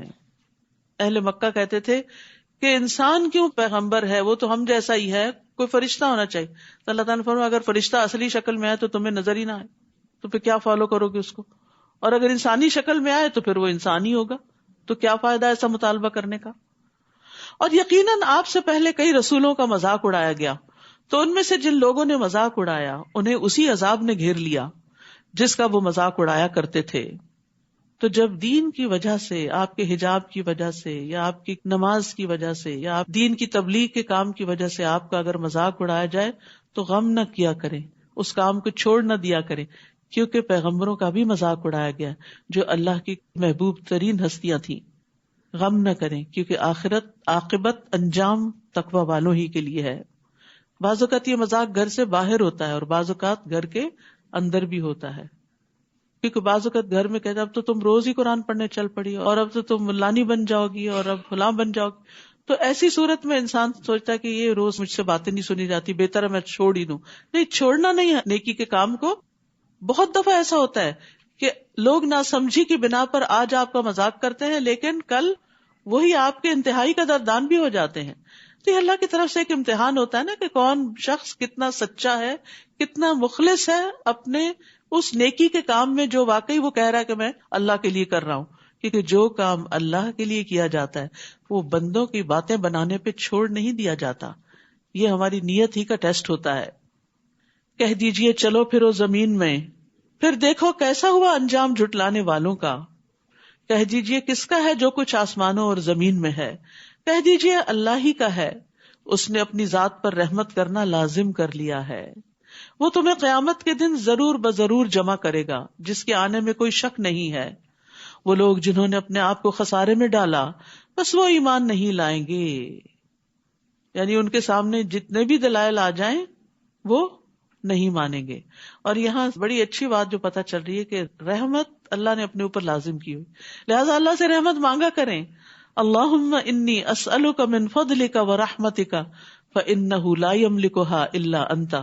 اے اللہ میں تجھ سے تیرے فضل اور تیری رحمت کا سوال کرتا ہوں کیونکہ بے شک تیرے سوا کوئی اس کا مالک نہیں، اور اسی کے لیے ہے جو آسمانوں اور زمین میں ٹھہرا ہوا ہے، اور وہ خوب سننے والا خوب جاننے والا ہے. یہاں خاص طور پر سکون کا ذکر کیا گیا ہے جو ٹھہرا ہوا ہے. سکون اللہ کی نعمتوں میں سے ایک بہت بڑی نعمت ہے. جب رات آتی ہے خاص طور پر تو بہت سی چیزیں چلنے سے رک جاتی ہیں اور ایک راحت کا سما ہوتا ہے، تو اس پر بھی اللہ کا شکر ادا کیا کریں. کہہ دیجئے کیا میں اس اللہ کے سوا جو آسمانوں اور زمین کا پیدا کرنے والا ہے کسی اور کو اپنا سرپرست بنا لوں، حالانکہ وہی سب کو کھلاتا ہے اور اسے نہیں کھلایا جاتا. کہہ دیجئے بے شک مجھے حکم دیا گیا ہے کہ میں اسلام لانے والوں میں سب سے پہلا ہو جاؤں، اور یہ کہ آپ ہرگز مشرکین میں سے نہ ہوں. کہہ دیجئے اگر میں اپنے رب کی نافرمانی کروں تو بے شک میں بڑے دن کے عذاب سے ڈرتا ہوں. جس سے اس دن عذاب پھیر دیا گیا تو یقیناً اس نے اس پر رحم کیا، اور یہی واضح کامیابی ہے. وَإِن يَمْسَسْكَ اللَّهُ بِضُرٍّ فَلَا كَاشِفَ لَهُ إِلَّا هُوَ. اور اگر اللہ آپ کو کوئی نقصان پہنچائے تو اس کے سوا اسے کوئی دور کرنے والا نہیں. تکلیف دور اللہ ہی کر سکتا ہے، اور اگر وہ آپ کو کوئی خیر پہنچائے تو وہ ہر چیز پر خوب قدرت رکھنے والا ہے، وہ پہنچا سکتا ہے. وہ بندوں کی طرح محتاج نہیں ہے کہ ان کے پاس ہوگا تو کسی کو دیں گے اور جب نہیں ہوگا تو نہیں دیں گے. وہ تو خزانوں کا مالک ہے، زمین کے بھی اور آسمان کے بھی. بس مانگنے والے بنے، اور اس سے مانگنا ذلت کی بات نہیں، عزت کی بات ہے. بندوں سے مانگنا ذلت کی بات ہوتی ہے، اللہ سے مانگنا نہیں. اور وہ اپنے بندوں پر غلبہ رکھنے والا ہے، اور وہ بہت حکمت والا خوب باخبر ہے. پوچھئے کون سی چیز گواہی کے اعتبار سے سب سے بڑی ہے؟ کہہ دیجئے میرے اور تمہارے درمیان اللہ ہی گواہ ہے، اور میری طرف یہ قرآن اس لیے نازل کیا گیا ہے تاکہ میں تمہیں اس کے ذریعے خبردار کروں اور اسے بھی خبردار کروں جسے یہ پہنچ جائے، یعنی جہاں تک یہ جائے سب کے لیے پیغام ہے. پوچھئے کیا تم واقعی گواہی دیتے ہو کہ اللہ کے ساتھ دوسرے الہ بھی ہیں؟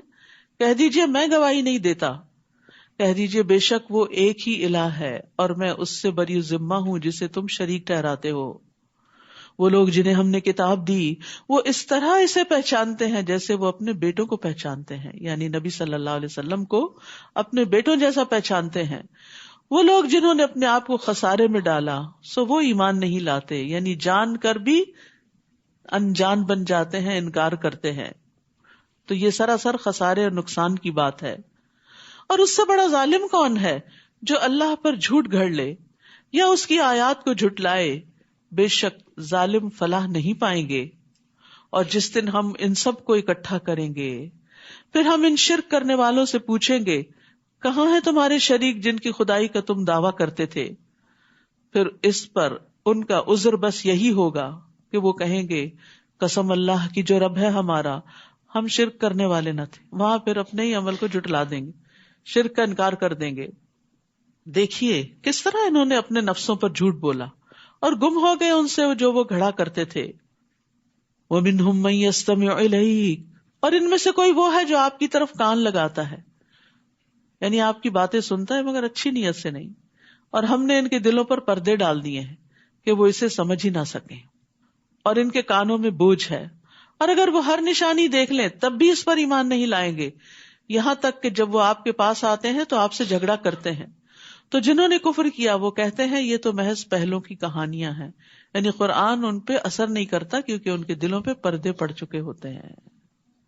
دیکھیے ایک ہی کتاب ہوتی ہے، کچھ لوگ سنتے ہیں دل پگھل جاتے ہیں، زندگیاں بدل جاتی ہیں، اور کچھ لوگ ہوتے ہیں جو بھٹک جاتے ہیں۔ کچھ لوگ اس کے ذریعے عزت پاتے ہیں، کچھ اسی کو چھوڑ کر ذلیل ہوتے ہیں۔ تو اس لیے بہت ضروری ہے کہ ہم اللہ سے توفیق مانگتے رہیں کہ ہمیں وہ اس کتاب کے ذریعے ہدایت دے، ہمارے دلوں کو نرم کرے اور ہماری زندگیوں کو بدل دے۔ اور اس کے لیے بہت ضروری ہے کہ ہم اپنے دلوں کو صاف کرتے رہا کریں، کیونکہ گناہگار دل قرآن کے راز سمجھنے سے عاری ہوتا ہے۔ گناہگار دلوں میں حسد اور بغض اور کینہ اور نفاق بھرے ہوئے دلوں میں قرآن اثر نہیں کرتا، قرآن ان کو سمجھ بھی نہیں آتا۔ اللہ کی نافرمانیاں قرآن کو نہ سمجھنے کا باعث بنتی ہیں، دلوں پہ زنگ لگ جاتا ہے۔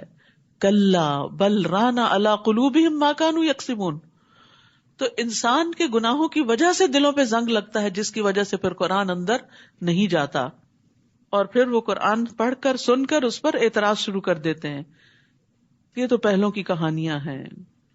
تو یاد رکھیے اگر دین کی کوئی بات، قرآن کی کوئی آیت سمجھ نہیں آ رہی نا تو استغفار شروع کر دے۔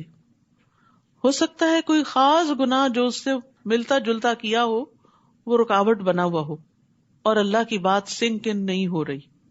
امام ابن تیمیہ کے بارے میں آتا ہے کہ جب انہیں قرآن کی کوئی آیت سمجھ نہیں آتی تھی تو 100 تفاسیر دیکھا کرتے تھے، اور بعض اوقات پھر بھی سمجھ نہیں آتی تھی، پوری طرح شرح صدر نہیں ہوتا تھا، تو بیٹھ کے صرف استغفار پڑھتے رہتے تھے۔ تو اگر ہمیں قرآن سمجھ نہ آئے تو اس راہ میں بھی گناہ حائل ہوتے ہیں، تو اللہ تعالیٰ سے دعا کرنی چاہیے کہ وہ ہمارے سمجھ اور فہم اور فقہ میں اضافہ فرمائے۔ وہ دوسروں کو اس سے روکتے ہیں اور خود بھی اس سے دور رہتے ہیں، کیونکہ سمجھ جو نہیں، پتہ ہی نہیں کہ یہ کیا خزانہ ہے، اور وہ محض اپنے آپ ہی کو ہلاک کر رہے ہیں اور وہ شعور نہیں رکھتے۔ اور اگر آپ انہیں اس وقت دیکھیں جب وہ آگ پر کھڑے کیے جائیں گے تو وہ کہیں گے کاش ہم لوٹا دیے جائیں اور ہم اپنے رب کی آیات کو نہ جھٹلائیں اور ہم مومنوں میں سے ہو جائیں، کاش ہمیں وہ وقت دوبارہ مل جائے کہ ہم اپنی اصلاح کر لیں۔ بلکہ وہ سب ظاہر ہو جائے گا ان کے لیے جو اس سے پہلے وہ چھپاتے تھے، چھپ چھپ کے غلط کام جو کرتے تھے، نیت کی کھوٹ جو رکھتے تھے، اور قرآن سے سیکھنے کی بجائے اس پر اعتراض کرنے کے جو دل میں ارادے رکھتے تھے، تو وہ سب ان کے اندر کے جو جذبات ہوں گے اور خیالات ہوں گے اور ارادے ہوں گے جو لوگوں کے سامنے آ جائیں گے۔ تو اس طرح منافقین پہچانے جائیں گے وہاں کہ جو اوپر اوپر سے اسلام کا دعویٰ کرتے ہیں مگر اندر سے مسلمانوں کے شدید دشمن ہوتے ہیں۔ فرمایا اگر وہ دنیا میں لوٹا بھی دیے جائیں تو بھی وہ ضرور وہی کچھ کریں گے جس سے وہ روکے گئے تھے۔ وہ کہتے ہیں چور چوری سے جاتا ہے، ہیرا پھیری سے نہیں، یعنی وہ ان کی عادت میں، ان کی شخصیت کا حصہ ہو گیا۔ اور بے شک وہ یقیناً جھوٹے ہیں، اپنے اس دعوے میں بھی جھوٹے ہیں، ہمیں ایک چانس اور مل جائے تو ہم ہدایت پا جائیں گے۔ دنیا میں اللہ سبحانہ تعالیٰ بندے کو کئی بار چانس دیتے ہیں، کئی مواقع دیتے ہیں، لیکن انسان جب خود آگے نہیں بڑھتا تو وہ اپرچونٹیز چلی جاتی ہیں۔ اور انہوں نے کہا یہ ہماری دنیا کی زندگی اصل زندگی ہے اور ہم ہرگز اٹھائے جانے والے نہیں. یاد رکھیے اہل مکہ میں بھی کچھ لوگ ایتھیسٹ تھے کہ جو آخرت کو، خدا کو، کسی دین مذہب کو نہیں مانتے تھے. تو وہ کہتے تھے بس یہی زندگی ہے، جینا ہے، مرنا ہے، مر کے مٹی ہو جانا ہے، دوبارہ کوئی اٹھنا نہیں، کوئی حساب کتاب نہیں. اور کاش آپ دیکھیں جب وہ اپنے رب کے سامنے کھڑے کیے جائیں گے، یعنی اٹھائے جائیں گے، تو وہ کہے گا کیا یہ حق نہیں؟ اب بتاؤ جو تم کہتے تھے وہ کہاں گئی بات؟ وہ کہیں گے کیوں نہیں، قسم ہے ہمارے رب کی تو بالکل حق ہے. تو وہ کہے گا پس چکھو عذاب بوجہ اس کے جو تم کفر کرتے تھے، جو تم نے انکار کیا. قد خسر الذین کذبوا بلقاء اللہ، یقیناً خسارے میں رہے وہ لوگ جنہوں نے اللہ کی ملاقات کو جھٹلا دیا کہ اللہ کو کوئی حساب نہیں دینا. یہاں تک کہ جب ان کے پاس قیامت کی گھڑی اچانک آ جائے گی، وہ کہیں گے ہائے افسوس ہمارا اس پر جو ہم نے اس کے بارے میں کمی کوتاہی کی، اور وہ اپنے بوجھ اپنی پشتوں پر اٹھائے ہوئے ہوں گے. خبردار کتنا برا ہے وہ بوجھ جو وہ اٹھائیں گے. دیکھیے جو لوگ اللہ کو نہیں مانتے، آخرت کو نہیں مانتے، ان کے پاس اس کی کوئی دلیل نہیں ہے، وہ صرف خواہشات ہیں، خیالات ہیں، کچھ باتیں ان کے دل میں اٹک گئی ہیں، کچھ شکوک و شبہات ان کے اندر پیدا کر دیے گئے. لیکن اگر وہ یہ سوچیں کہ دو میں سے ایک چیز یا اللہ ہے یا نہیں، تو سیف سائڈ تو یہی ہے نا کہ مان لیا جائے وہ ہے. لیکن اگر یہ کہتے ہیں ہے نہیں اور وہ سامنے آ گیا تو پھر تو خسارہ ہی خسارہ ہے. تو اللہ کی ملاقات جو ہے قیامت کے دن ہوگی، جب اللہ بندوں سے ملاقات کرے گا. ہم سب کو اس کے حضور حاضر ہونا ہے، اس قیام کی تیاری کرنی چاہیے. اور یہ دنیا میں قیام جو ہے یہ دراصل اس کے آگے کھڑے ہونے کی تیاری ہے. وہ مشقت کا بہت طویل دن ہے جب انسانوں سے حساب لیا جائے گا. وَمَا الْحَيَاةُ الدُّنْيَا إِلَّا لَعِبٌ وَلَهْوٌ وَلَلدَّارُ الْآخِرَةُ خَيْرٌ لِلَّذِينَ يَتَّقُونَ افلا تعقلون. اور نہیں دنیا کی زندگی مگر ایک کھیل اور تماشا، اور البتہ آخرت کا گھر بہتر ہے ان لوگوں کے لیے جو تقوی اختیار کرتے ہیں. آخرت متقین ہی کے لیے ہے، والعاقبۃ للمتقین جیسے دوسری جگہ فرمایا. کیا پھر تم عقل سے کام نہیں لیتے؟ تو یہاں دنیا کی حقیقت بتائی گئی، اس کو دو لفظوں سے بیان کیا گیا، لعب اور لہو. لعب کہتے ہیں ہر وہ کام جو فائدہ مند نہیں ہوتا، اور لہو ہر وہ کام جس سے انسان غفلت میں پڑ جاتا ہے، یعنی وہ چیزیں جو اللہ کی یاد سے غافل کر دیں. ہمیں دنیا میں رہنا ہے، دنیا کے کام کاج کرنے ہیں، لیکن دنیا کے کاموں میں اتنا محب نہ ہو کہ نمازیں ہی بھول جائیں، اللہ کی یاد ہی بھول جائے، اللہ کی اطاعت کی طرف سے انسان غافل ہو جائے. ابن عباس کہتے ہیں یہ کافر کی زندگی ہے، کیونکہ وہ زندگی کو دھوکے اور باطل کاموں میں گزار دیتا ہے. مومن کی زندگی نیک اعمال پر مشتمل ہوتی ہے، وہ ہر چیز میں آخرت سامنے رکھ کے کرتا ہے کام. یقیناً ہم جانتے ہیں کہ بے شک آپ کو وہ باتیں غمگین کرتی ہیں جو وہ کہتے ہیں، یعنی لوگوں کے اعتراضات، لوگوں کا مذاق اڑانا، یہ سب چیزیں آپ کے دل پہ اثر کرتی ہیں. یہ ایک حقیقت ہے. اگر پیغمبر کے دل پہ اثر کرتی ہیں، غمگین کرتی ہیں ان کو، تو پھر ہم تو عام انسان ہیں. تو جب کوئی ایسی بات کرتا ہے جو ہمارے خلاف پڑتی ہے، ہمارے نفس کے خلاف یا ہماری ذات کے خلاف، یا کوئی جھوٹا الزام، تو غمگین کرتا ہے، لیکن اس غم میں ڈوبنا نہیں چاہیے. فرمایا تو در حقیقت وہ آپ کو نہیں جھٹلاتے، لیکن یہ ظالم تو اللہ کی آیات کا انکار کرتے ہیں. یعنی جب آپ دین پر نہیں تھے تو یہ آپ کے بڑے دوست بنتے تھے، جب آپ دین کی طرف آئے تو آپ پر ان کو اعتراض ہو گیا. تو اصل اعتراض آپ پر نہیں ہے، آپ کی آئیڈیالوجی پر ہے، اس چیز پر ہے جو آپ نے اختیار کی، اور وہ آپ نے اپنی مرضی سے اختیار نہیں کی، وہ تو دراصل اللہ کی طرف سے آئی ہے. تو ایسے لوگ دراصل اللہ کی باتوں کا انکار اور اس کا مذاق اڑاتے ہیں. اور البتہ تحقیق آپ سے پہلے بھی کئی رسول جھٹلائے گئے. اب آپ کو تسلی دی جا رہی ہے کہ آپ سے پہلے بھی یہ سب ہوتا رہا، تو انہوں نے اس پر صبر کیا جو وہ جھٹلائے گئے. تو ہمیں بھی کیا کرنا چاہیے؟ صبر. اور ستائے گئے یہاں تک کہ ان کے پاس ہماری مدد آ گئی. امتحان ہوتا ہے نا، پھر مدد بھی آتی ہے. اور اللہ کے کلمات کو کوئی بدلنے والا نہیں. اور یقیناً آپ کے پاس رسولوں کی کچھ خبریں آ چکی ہیں. یاد رکھیے افضل ایمان صبر کرنا اور نرمی کرنا ہے. پیچھے بھی بتا چکی ہوں، دہراتی اس لیے ہوں تاکہ یہ عادت کا حصہ بن جائے. افضل ایمان صبر کرنا اور نرمی کرنا ہے. رسول اللہ صلی اللہ علیہ وسلم نے فرمایا مدد صبر کے ساتھ ہے. اللہ کی مدد آتی ہے لیکن صبر کرنے والوں کے لیے. ان اللہ مع الصابرین. اور کشادگی تنگی کے ساتھ ہے. جہاں حالات تنگ ہوتے ہیں وہاں کوئی اور جہتیں بھی کھل جاتی ہیں. اور بے شک ہر مشکل کے ساتھ ایک آسانی ہے, اور بے شک اسی مشکل کے ساتھ ایک اور آسانی ہے. تو جہاں مشکل آئے وہاں آسانیاں بھی تلاش کریں. اور اگر ان کا اعراض کرنا آپ پر بہت بھاری ہے, یعنی ان کی بے رخی, بات نہ سننا, توجہ نہ کرنا آپ کے دل پہ بہت گراں گزرتا ہے کہ یہ ایسا کیوں کرتے ہیں, تو اگر آپ میں ہمت ہے کہ زمین میں ایک سرنگ تلاش کر سکیں یا آسمان میں ایک سیڑھی لگا سکیں, پھر ان کے پاس کوئی نشانی لے آئیں تو ایسا کر دیکھیں. اور اگر اللہ چاہتا تو ان سب کو ہدایت پر جمع کر دیتا. بس آپ ہرگز ان لوگوں میں سے نہ ہوں جو نادان ہیں, یعنی ان کے مطالبات پہ مت جائیں اور ان کی باتیں مت مانیں. انما یستجیب الذین یسمعون والموتى یبعثهم اللہ ثم الیہ یرجعون. بات تو وہی لوگ مانتے ہیں جو دل کے کانوں سے سنے. رہے مردے تو اللہ انہیں قیامت کے دن زندہ کرے گا, پھر وہ اسی کے حضور واپس لائے جائیں گے. یعنی مردے نہیں سنتے, سنتے ہیں زندہ لوگ ہی. مراد اس سے کیا ہے کہ مومن نصیحت کو قبول کرتا ہے جس کے دل ایمان سے جگمگاتا ہے, روشن ہے, زندہ ہے. جس کا دل مر چکا ہو, جس کے دل پہ مہر لگ چکی ہو, وہ نصیحت قبول نہیں کرتا. وَقَالُوا لَوْلَا نُزِّلَ عَلَيْهِ آيَةٌ مِّن رَبِّهِ. اور وہ کہتے ہیں کہ ہم پر ہمارے رب کی طرف سے کوئی معجزہ کیوں نہیں اتارا گیا. آپ انہیں کہیے معجزہ اتارنے پر تو اللہ ہی قادر ہے, لیکن بات یہ ہے کہ ان میں سے اکثر نادان ہیں. زمین میں جتنے بھی چلنے والے جانور ہیں اور جتنے بھی اپنے بازو سے اڑنے والے پرندے ہیں وہ سب تمہاری ہی طرح کے انواع ہیں. ہم نے ان کی بھی تقدیر لکھنے میں کوئی دقیقہ فروغ گزاشت نہیں کیا. پھر یہ سب اپنے رب کے حضور اکٹھے کیے جائیں گے. اور جن لوگوں نے ہماری آیتوں کو جھٹلایا وہ بہرے اور گنگے ہیں جو اندھیروں میں ہیں, کہ حق کو دیکھ بھی نہیں سکتے. اللہ جسے چاہے اسے گمراہ کرتا ہے اور جس کے متعلق چاہتا ہے اسے راہ راست پر لگا دیتا ہے. آپ ان سے کہیے بھلا دیکھو تو اگر تمہیں اللہ کا عذاب آ جائے یا قیامت کی گھڑی آ پہنچے تو اس وقت تم اللہ کے سوا کسی دوسرے کو پکارو گے اگر تم سچے ہو, بلکہ اس وقت تم صرف اللہ ہی کو پکارو گے. پھر جس تکلیف کے لیے تم اسے پکارتے ہو اگر وہ چاہے تو اسے دور بھی کر دیتا ہے. اس وقت تو جنہیں تم شریک بناتے ہو انہیں بھول جاتے ہو.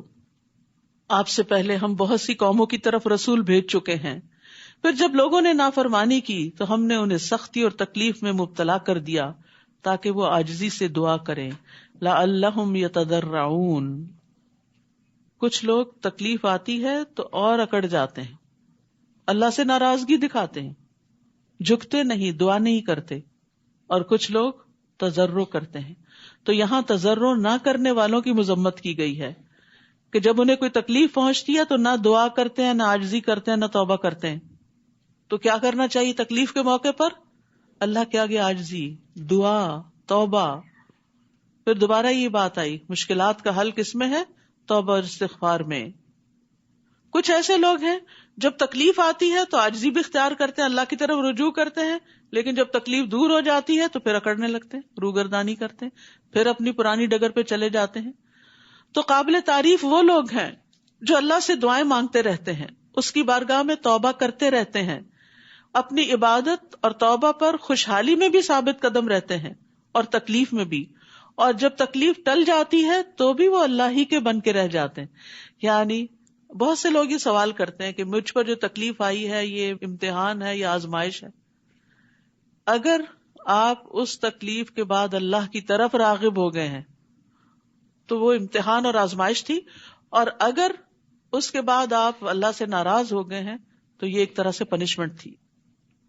تو یاد رکھیے مشکل حالات میں زیادہ سے زیادہ اللہ تعالیٰ کی طرف رجوع کرنا چاہیے, عاجزی کرنی چاہیے, گڑ گڑا کے دعا مانگنی چاہیے, رو رو کے دعا مانگنی چاہیے. بعض اوقات ہم ایک وظیفہ کرتے ہیں, کوئی بتا دیتا ہے یہ چیز 1000 دفعہ پڑھو مشکل آسان ہوگی, 1000 میں سے ایک دفعہ بھی سمجھ کے اس کو نہیں پڑھتے کہ یہ ہے کیا پڑھ رہے ہیں. یہ تو کوئی تضرع نہ ہوا, یہ تو کوئی عاجزی نہ ہوئی.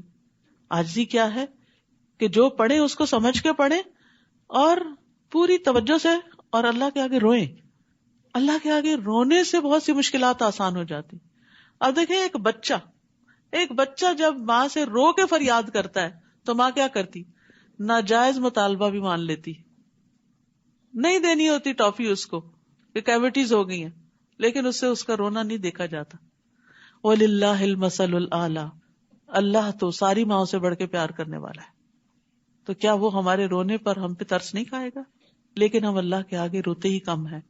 نہ اللہ کی خشیت سے روتے ہیں، نہ مصیبت آنے پہ روتے ہیں. بس دنیا کے مسائل ہی رونے کے لیے کافی ہیں، وہیں آنسو خشک کر لیتے ہیں رو رو کے. اسی طرح اللہ سبحانہ تعالیٰ کو پکارتے وقت تضرع کے بارے میں قرآن مجید میں آتا ہے، ادعوا ربکم تضرعا وخفیۃ انہ لا یحب المعتدین.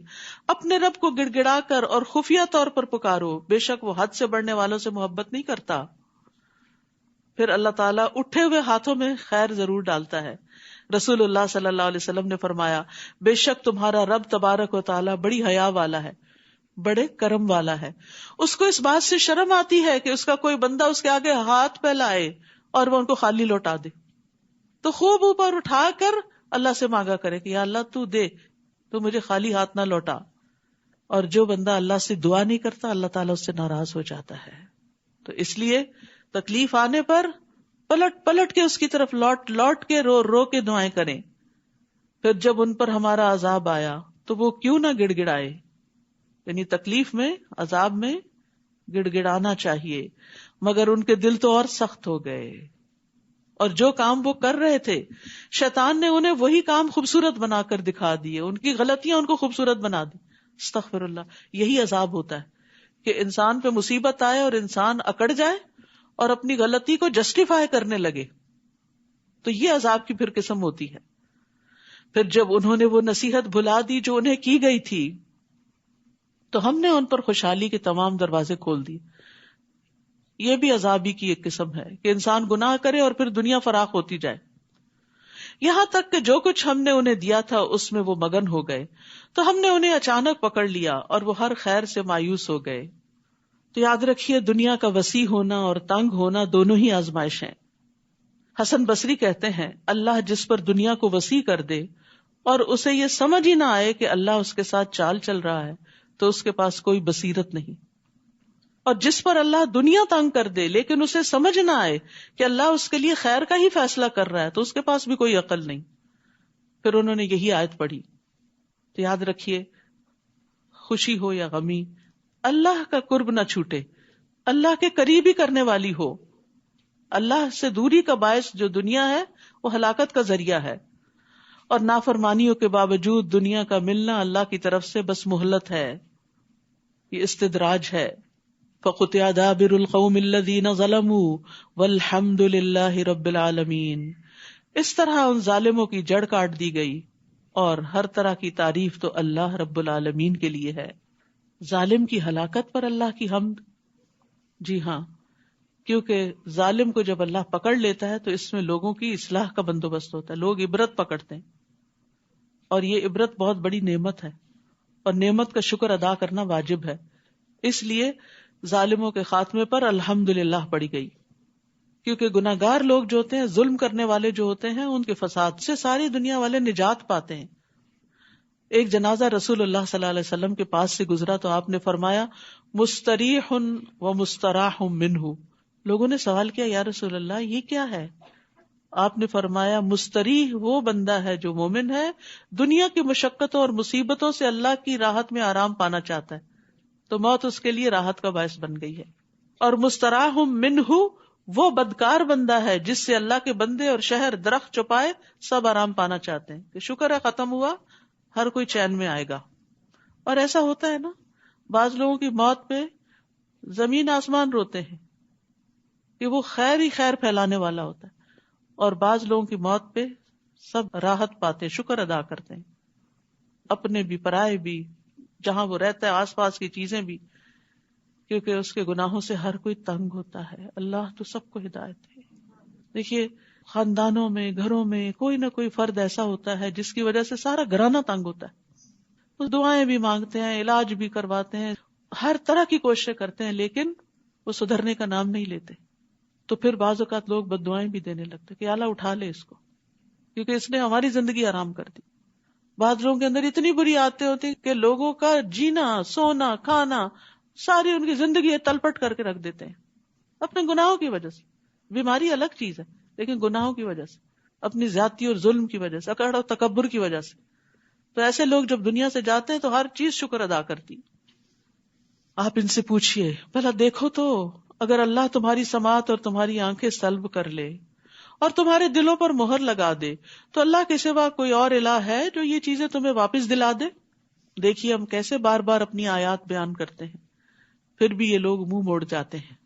آپ ان سے کہیے بھلا دیکھو تو اگر تم پر اللہ کا عذاب اچانک آ جائے یا علانیہ آ جائے تو کیا ظالموں کے سوا کوئی اور بھی ہلاک ہوگا؟ اور ہم جو رسول بھیجتے ہیں تو صرف اس لیے بھیجتے ہیں کہ لوگوں کو بشارت دیں اور ڈرائیں. پھر جو کوئی ایمان لے آیا اور اس نے اپنی اصلاح کر لی تو ایسے لوگوں کو نہ کوئی خوف ہوگا نہ وہ غم زدہ ہوں گے. ایمان اور اصلاح، لا الہ الا اللہ کہنے کے بعد پھر اللہ کی اطاعت کے کام کرنا، اپنی بیڈ ہیبٹس کو چھوڑنا. اور جن لوگوں نے ہماری آیات کو جھٹلا دیا تو ان کی نافرمانیوں کی انہیں ضرور سزا مل کر رہے گی. اے محمد صلی اللہ علیہ وسلم آپ ان سے کہیے میں یہ نہیں کہتا کہ میرے پاس اللہ کے خزانے ہیں، نہ ہی میں غیب کی باتیں جانتا ہوں، اور نہ میں کہتا ہوں کہ میں فرشتہ ہوں. میں تو صرف اس کی پیروی کرتا ہوں جو میری طرف وحی کی جاتی ہے. آپ ان سے پوچھئے کیا نابینا اور بینا برابر ہو سکتے ہیں؟ پھر تم لوگ کیوں نہیں سوچتے؟ اور آپ اس وحی کے ذریعے ان لوگوں کو ڈرائیے جو اس بات سے ڈرتے ہیں کہ انہیں ان کے رب کے ہاں اکٹھا کیا جائے گا جس کے بغیر ان کا نہ کوئی حمایتی ہوگا اور نہ سفارشی ہوگا. اسی طرح شاید وہ پرہیزگار بن جائیں. اور جو لوگ اللہ کی رضا چاہتے ہیں اور صبح و شام اپنے رب کو پکارتے ہیں انہیں اپنے ہاں سے دور نہ کیجیے. نبی صلی اللہ علیہ وسلم کو حکم دیا جا رہا ہے کہ جو لوگ صبح و شام اپنے رب کو پکارتے ہیں انہیں اپنی مجلس سے دور نہ کیجیے. ان کے حساب سے آپ کے ذمہ کچھ نہیں اور نہ آپ کے حساب سے کچھ ان کے ذمہ ہے، لہٰذا اگر آپ انہیں دور ہٹائیں گے تو بے انصافوں میں شمار ہوں گے. تو یہاں ذکر کے لیے صبح و شام کا لفظ آیا ہے، خاص وقت، کیونکہ یہ دونوں اوقات مشغولیت کے بھی ہوتے ہیں اور دنیا کے کاموں کا بھی غلبہ ہونے لگتا ہے. تو جو ان اوقات میں مشغولیت میں بھی اللہ کو یاد کرے گا تو وہ فرصت کے اوقات میں تو کرے گا ہی. اور اللہ سبحانہ تعالیٰ صبح و شام اپنے بندوں کی خبر بھی لیتا ہے. جب فرشتے تبدیل ہو کے اوپر جاتے ہیں نا تو اللہ تعالیٰ ان سے پوچھتے میرے بندے کیا کر رہے تھے، تو وہ کیا بتاتے ہیں وہ نماز پڑھ رہے تھے. فجر اور عصر کی نمازوں میں کرام کاتبین کی تبدیلی ہوتی ہے. اسی طرح ہم نے بعض لوگوں کے ذریعے دوسروں کو آزمائش میں ڈالا ہے تاکہ وہ انہیں دیکھ کر کہیں کہ کیا ہم میں سے یہی لوگ ہیں جن پر اللہ نے احسان کیا. دیکھو کیا اللہ اپنے شکر گزار بندوں کو ان سے زیادہ نہیں جانتا. یعنی یہ وہ لوگ ہیں جو ایمان کی نعمت کی قدر و قیمت کو جانتے ہیں اور اس کے ملنے پر اللہ کا شکر ادا کرتے ہیں. وَإِذَا جَاءَكَ الَّذِينَ يُؤْمِنُونَ بِآيَاتِنَا فَقُلْ سَلَامٌ عَلَيْكُمْ كَتَبَ رَبُّكُمْ عَلَى نَفْسِهِ الرَّحْمَةَ. اور جب آپ کے پاس وہ لوگ آئیں جو ہماری آیتوں پر ایمان لاتے ہیں تو آپ انہیں کہیے تم پر سلامتی ہو. یعنی جو لوگ کتاب سے محبت رکھتے ہوں، اس پر ایمان رکھتے ہوں اور اس سے آگے پھر اس کو پڑھتے پڑھاتے کیونکہ ایمان کے تقاضے ہیں یہ سارے، تو وہ سلامتی کے مستحق ہے، انہیں دعا دینی چاہیے. تمہارے رب نے اپنے اوپر رحمت کو لازم کر لیا ہے کہ تم میں سے کوئی شخص لا علمی سے کوئی برا کام کر بیٹھے پھر اس کے بعد وہ توبہ کر لے اور اپنی اصلاح کر لے تو یقیناً وہ معاف کر دینے والا اور رحم کرنے والا ہے. تو غلطی ہونے پر صبح و شام رب سے توبہ کا موقع ہے. اللہ عز و جل رات کے وقت اپنا ہاتھ پھیلاتا ہے تاکہ دن کا گناہ گار توبہ کر لے، اور دن کو اپنا ہاتھ پھیلاتا ہے تاکہ رات کا گناہ گار توبہ کر لے، یہاں تک کہ سورج مغرب سے طلوع ہو جائے. تو غلطیوں پر ندامت کے ساتھ استغفار کرنی چاہیے اور آئندہ زندگی کو بہتر بنانا چاہیے. اور اسی طرح ہم اپنے احکام واضح طور پر بیان کرتے ہیں، اور اس لیے بھی کہ مجرموں کی راہ بالکل نمایاں ہو جائے. آپ ان سے کہیے کہ مجھے اس بات سے روک دیا گیا ہے کہ میں ان کی عبادت کروں جنہیں اللہ کے سوا تم پکارتے ہو. آپ ان سے کہیے کہ میں تمہاری خواہشات کی پیروی نہ کروں گا، اور اگر ایسا کروں تب تو میں بہک گیا اور ہدایت یافتہ لوگوں میں سے نہ رہا. آپ ان سے کہیے کہ میں اپنے رب کی طرف سے روشن دلیل یعنی قرآن پر قائم ہوں جسے تم نے جھٹلا دیا، اور جس چیز کی تم جلدی کر رہے ہو یعنی عذاب، وہ میرے پاس نہیں. حکم تو صرف اللہ ہی کا ہے، وہ حق ہی بیان کرتا ہے اور وہی بہترین فیصلہ کرنے والا ہے. اہل مکہ چونکہ بار بار دھمکی دیتے اور کہتے کہ لے آؤ عذاب، تو اس کے جواب میں یہ بات اتاری گئی، آپ ان سے کہیے جس چیز کی تم جلدی مچا رہے ہو یعنی عذاب کی، اگر وہ میرے اختیار میں ہوتی تو میرے اور تمہارے درمیان کب کا فیصلہ ہو چکا ہوتا، اور اللہ ظالموں کے متعلق خوب جانتا ہے کہ ان کے ساتھ کیا معاملہ کرنا چاہیے۔ وَعِندَهُ مَفَاتِحُ الْغَيْبِ لَا يَعْلَمُهَا إِلَّا هُوَ، اور غیب کی چابیاں تو اسی کے پاس ہیں، اس کے سوا کوئی بھی نہیں ان کو جانتا۔ تو اصل غیب صرف اللہ کو پتا ہے، بحر و بر میں جو کچھ ہے اسے وہ جانتا ہے۔ اور کہا جاتا ہے کہ سمندر کا جو بیڈ ہے نیچے تہ ہے، سائنٹسٹ کہتے ہیں اس کا صرف 1% جانا گیا ہے، 99% ہمارے علم میں نہیں، اور زمین کے اوپر بھی جو کچھ ہے اس کا بھی بڑا حصہ ابھی تک علم سے باہر ہے۔ وَلَا يُحِيطُونَ بِشَيْءٍ مِّنْ عِلْمِهِ إِلَّا بِمَا شَاءَ، تو یہ سارے خزانے اس کے ہیں، اس کو سب پتا ہے کون سی چیز کہاں کیا کر رہی ہے، دوسروں کو نہیں پتا۔ یہ اللہ کی قدرت کی دلیل ہے، اس لیے اوروں سے امپریس ہونے کی بجائے اللہ کے آگے جھکنا چاہیے۔ اور کوئی پتا تک نہیں گرتا جسے وہ نہ جانتا ہو، نہ ہی زمین کی تاریکیوں میں کوئی دانہ ہے جس سے وہ باخبر نہ ہو، اور تر اور خشک جو کچھ بھی ہو سب کتاب مبین میں موجود ہے، لوح محفوظ میں ہر چیز کا ریکارڈ موجود ہے۔ ہم لوگوں کے علم سے متاثر ہو جاتے ہیں، کسی نے ایک کی بجائے اگر 2 PhDs کی ہے تو اس کے آگے تو جھک ہی جائیں گے کہ جو یہ کہتا ہے صحیح ہے غلط ہے بس یہی مان لو، اور جو اللہ کہتا ہے جو اللہ کی کتاب میں بتایا گیا اس کو بس ریلکٹنٹلی لیتے ہیں، یقین نہیں کرتے، جبکہ اللہ کا علم ہر چیز پر چھایا ہوا ہے، ہر چیز کو اپنے گھیرے میں لیے ہوئے، اس لیے جو بات وہ کرتا ہے وہ سب سے زیادہ فائدہ مند ہے، ہمارا اس پر ایمان ہونا چاہیے۔ تو کہتے ہیں نا دانے دانے پہ مہر ہے، جو بات ہم کرتے ہیں وہ یہی ہے کہ اس کو پتا ہے کہ کون سا دانا کون کھائے گا، یہ اس کو پہلے سے پتا ہے، ہمیں نہیں پتا ہوتا۔ ہم اپنے سامنے پتا اترتے ہوئے گرتے ہوئے لہراتے ہوئے دیکھتے ہیں، ہمیں نہیں پتا ہوتا کہاں گرے گا، ہم کہتے ہیں یہاں گرے گا وہاں گرے گا، وہ وہاں جا گرتا ہے، لیکن اس کو پتا ہے کہ وہ ایگزیکٹلی کہاں جا کے گرے گا۔ تو اس کا علم کامل ہے، ہمارا علم ناقص ہے، چاہے کوئی انسان بھی ہو۔ وہی تو ہے جو رات کو تمہاری روحیں قبض کر لیتا ہے نیند کی حالت میں، بے ہوش ہوتے ہو، کچھ پتا نہیں، نیند موت کی بہن ہے، اور جو کچھ تم دن کو کر چکے ہو وہ بھی جانتا ہے۔ ہم خود بھولے ہوئے ہوتے ہیں، اگر آپ سے پوچھا جائے کل یہاں سے جا کر کیا کیا کیا تو آپ کو سوچنا پڑے گا اچھا کیا کیا کیا، اور جب بتائیں گے تو بھی تو ہو سکتا ہے کوئی چیز مس کر جائیں، لیکن اس کو سب پتا ہے آپ اپنی گزشتہ زندگی میں ہر روز کیا کچھ کر چکے ہیں، سب اس کے ریکارڈ میں ہے۔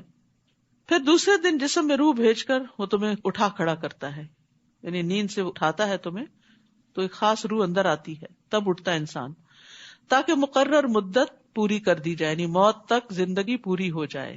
پھر اسی کی طرف تمہارا لوٹنا ہے، ثم الیہ مرجعکم، پھر وہ تمہیں بتائے گا کہ تم دنیا میں کیا کرتے رہے ہو، وہاں جا کے ہمارے ان اعمال کا ہمیں حساب دینا ہوگا۔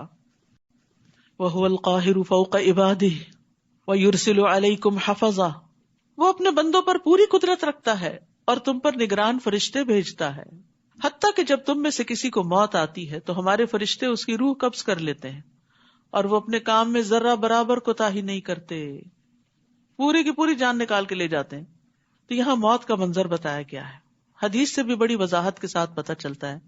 نبی صلی اللہ علیہ وسلم نے فرمایا، مومن بندہ جب دنیا سے رخصت ہونے اور آخرت کے جانے کے قریب ہوتا ہے تو اس کی طرف آسمان سے روشن چہروں والے فرشتے آتے ہیں، گویا کہ ان کے چہرے سورج کی طرح ہوں، ان کے پاس جنت کے کفنوں میں سے ایک کفن اور جنت کی حنوط یعنی خوشبو میں سے ایک خوشبو ہوتی ہے، یہاں تک کہ وہ اس کی تا حد نگاہ بیٹھ جاتے ہیں۔ اور یہ جو خوشبو کی بات ہے مجھے مونٹریال میں ایک نرس نے بتائی تھی، مسلمان نرس نے، جو اس وارڈ میں کئی سالوں سے کام کر رہی ہیں جہاں لوگوں کا آخری ٹھکانہ ہوتا ہے، اس کے بعد وہ گھر نہیں جاتے، فوت ہو جاتے ہیں۔ تو کہنے لگی کہ اس اسنا مجھے ایک ایکسپیرینس ہوا ہے کہ ایک شخص جو مسلمان تھا اس کی موت سے تھوڑی دیر پہلے کمرہ خوشبو سے بھر گیا، تو وہ مجھ سے پوچھ رہی تھی کہ کیا چیز تھی، کہتی ایسی خوشبو کبھی ہم نے محسوس نہیں کی، اور پھر جب روح نکل گئی اور ہم نے اس کو لپیٹا سمیٹا تو خوشبو پھر ختم ہو گئی، اور کہتی میں اکیلی نہیں، سب نے وہ محسوس کی۔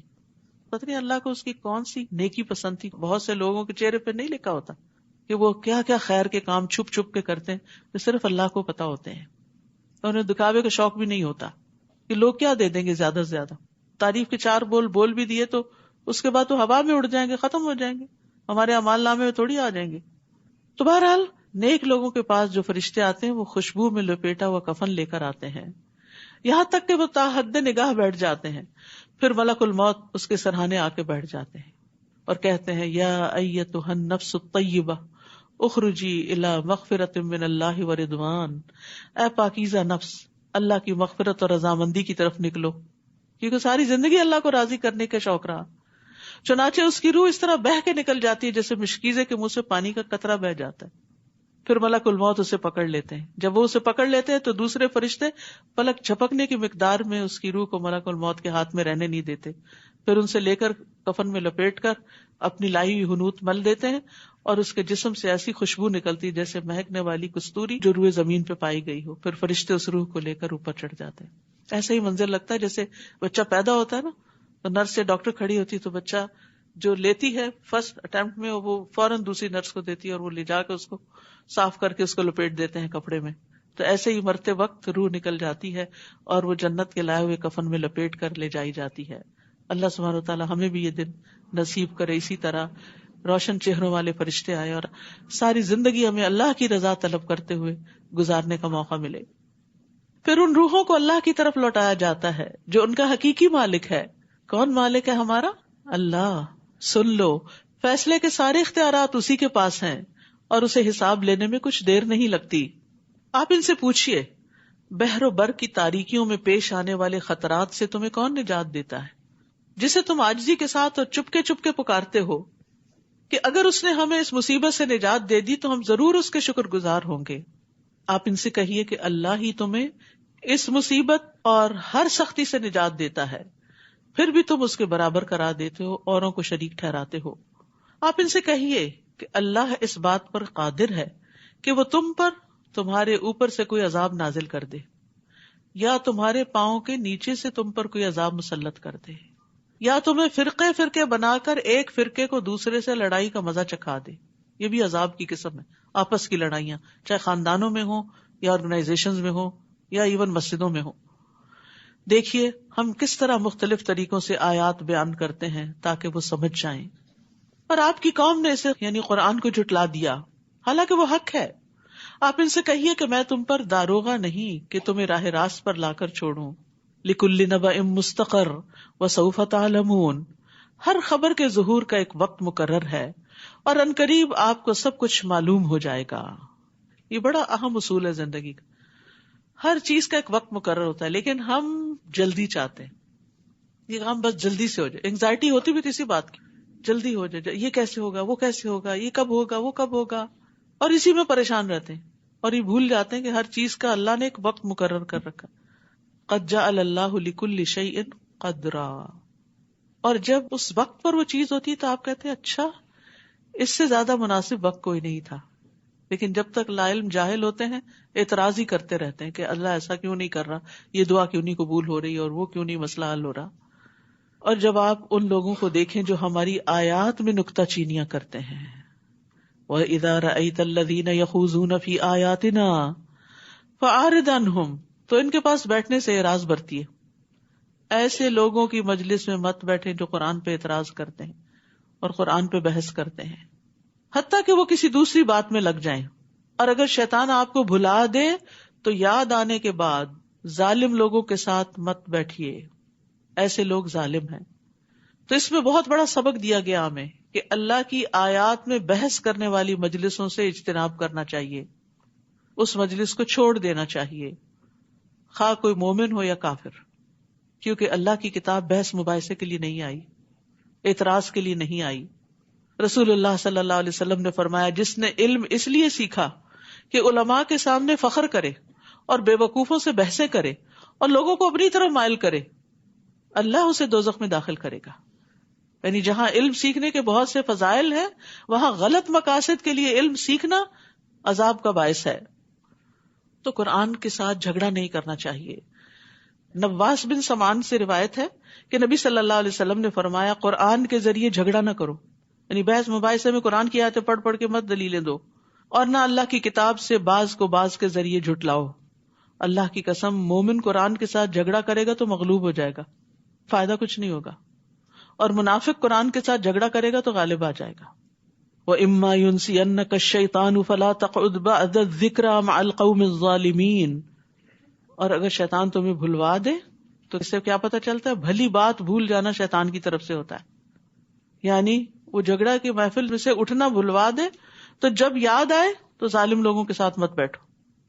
ان ظالموں کے حساب میں سے کسی چیز کی ذمہ داری ان لوگوں پر نہیں جو اللہ سے ڈرتے ہیں. یعنی اگر وہ بھٹک رہے ہیں تو ان کے بھٹکنے کی ذمہ داری ایمان والوں پر نہیں. کیونکہ بعض اوقات ایسا ہوتا ہے نا، خاندان والوں میں، دوستوں میں کوئی شخص قرآن پڑھ کر پھر قرآن ہی میں سے ایسی چیزیں نکالنا شروع کر دیتا ہے جو قرآن کے مطلب کے خلاف ہوتی. تو آپ سوچتے ہیں شاید ہمارے پڑھانے میں کوئی کمی رہ گئی یا بتانے میں کوئی کسر رہ گئی. آپ گلٹی فیل نہ کریں. نبی صلی اللہ علیہ وسلم کو تسلی دی جا رہی ہے، ان کے بھٹکنے کی ذمہ داری آپ پر نہیں ہے، مگر نصیحت کرنا ان پر فرض ہے. یعنی خیر خواہی کی بات کرتے رہیں تاکہ وہ غلط کاموں سے بچیں. کیونکہ ہوتا یہ ہے کہ جب اللہ کی طرف سے آئی ہدایت کو صحیح رخ سے نہیں لیا جاتا نا، اس کے من مانے مطلب پہنائے جاتے ہیں، تو پھر انسان غلط رستے پہ چل پڑتا ہے، غلط کام کرنے لگتا ہے.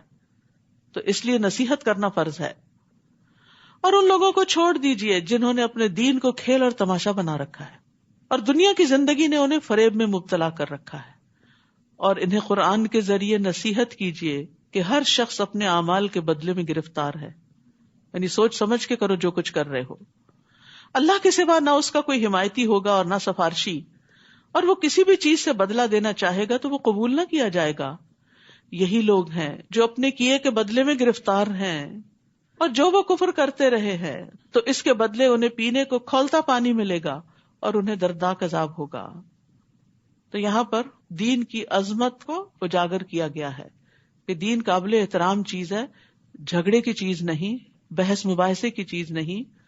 اور انسان دنیا کی خاطر، یہ آتا ہے نا غرتہم الحیات الدنیا، دنیا کی اٹریکشن نے ان کو دھوکے میں مبتلا کر دیا، اور اب وہ دنیا کو حلال کرنے کے لیے اور دنیا کے پیچھے جانے کے لیے اور زیادہ دنیا حاصل کرنے کے لیے قرآن کی آیتوں میں تبدیلی چاہتے ہیں.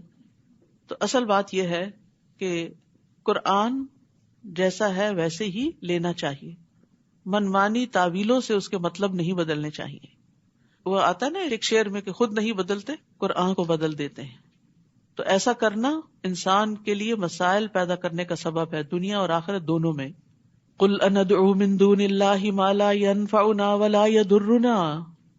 آپ ان کافروں سے کہہ دیجئے کیا ہم اللہ کو چھوڑ کر ان کو پکاریں جو نہ ہمیں فائدہ دے سکتے ہیں اور نہ ہمارا کچھ بگاڑ سکتے ہیں، یعنی بتوں وغیرہ کو.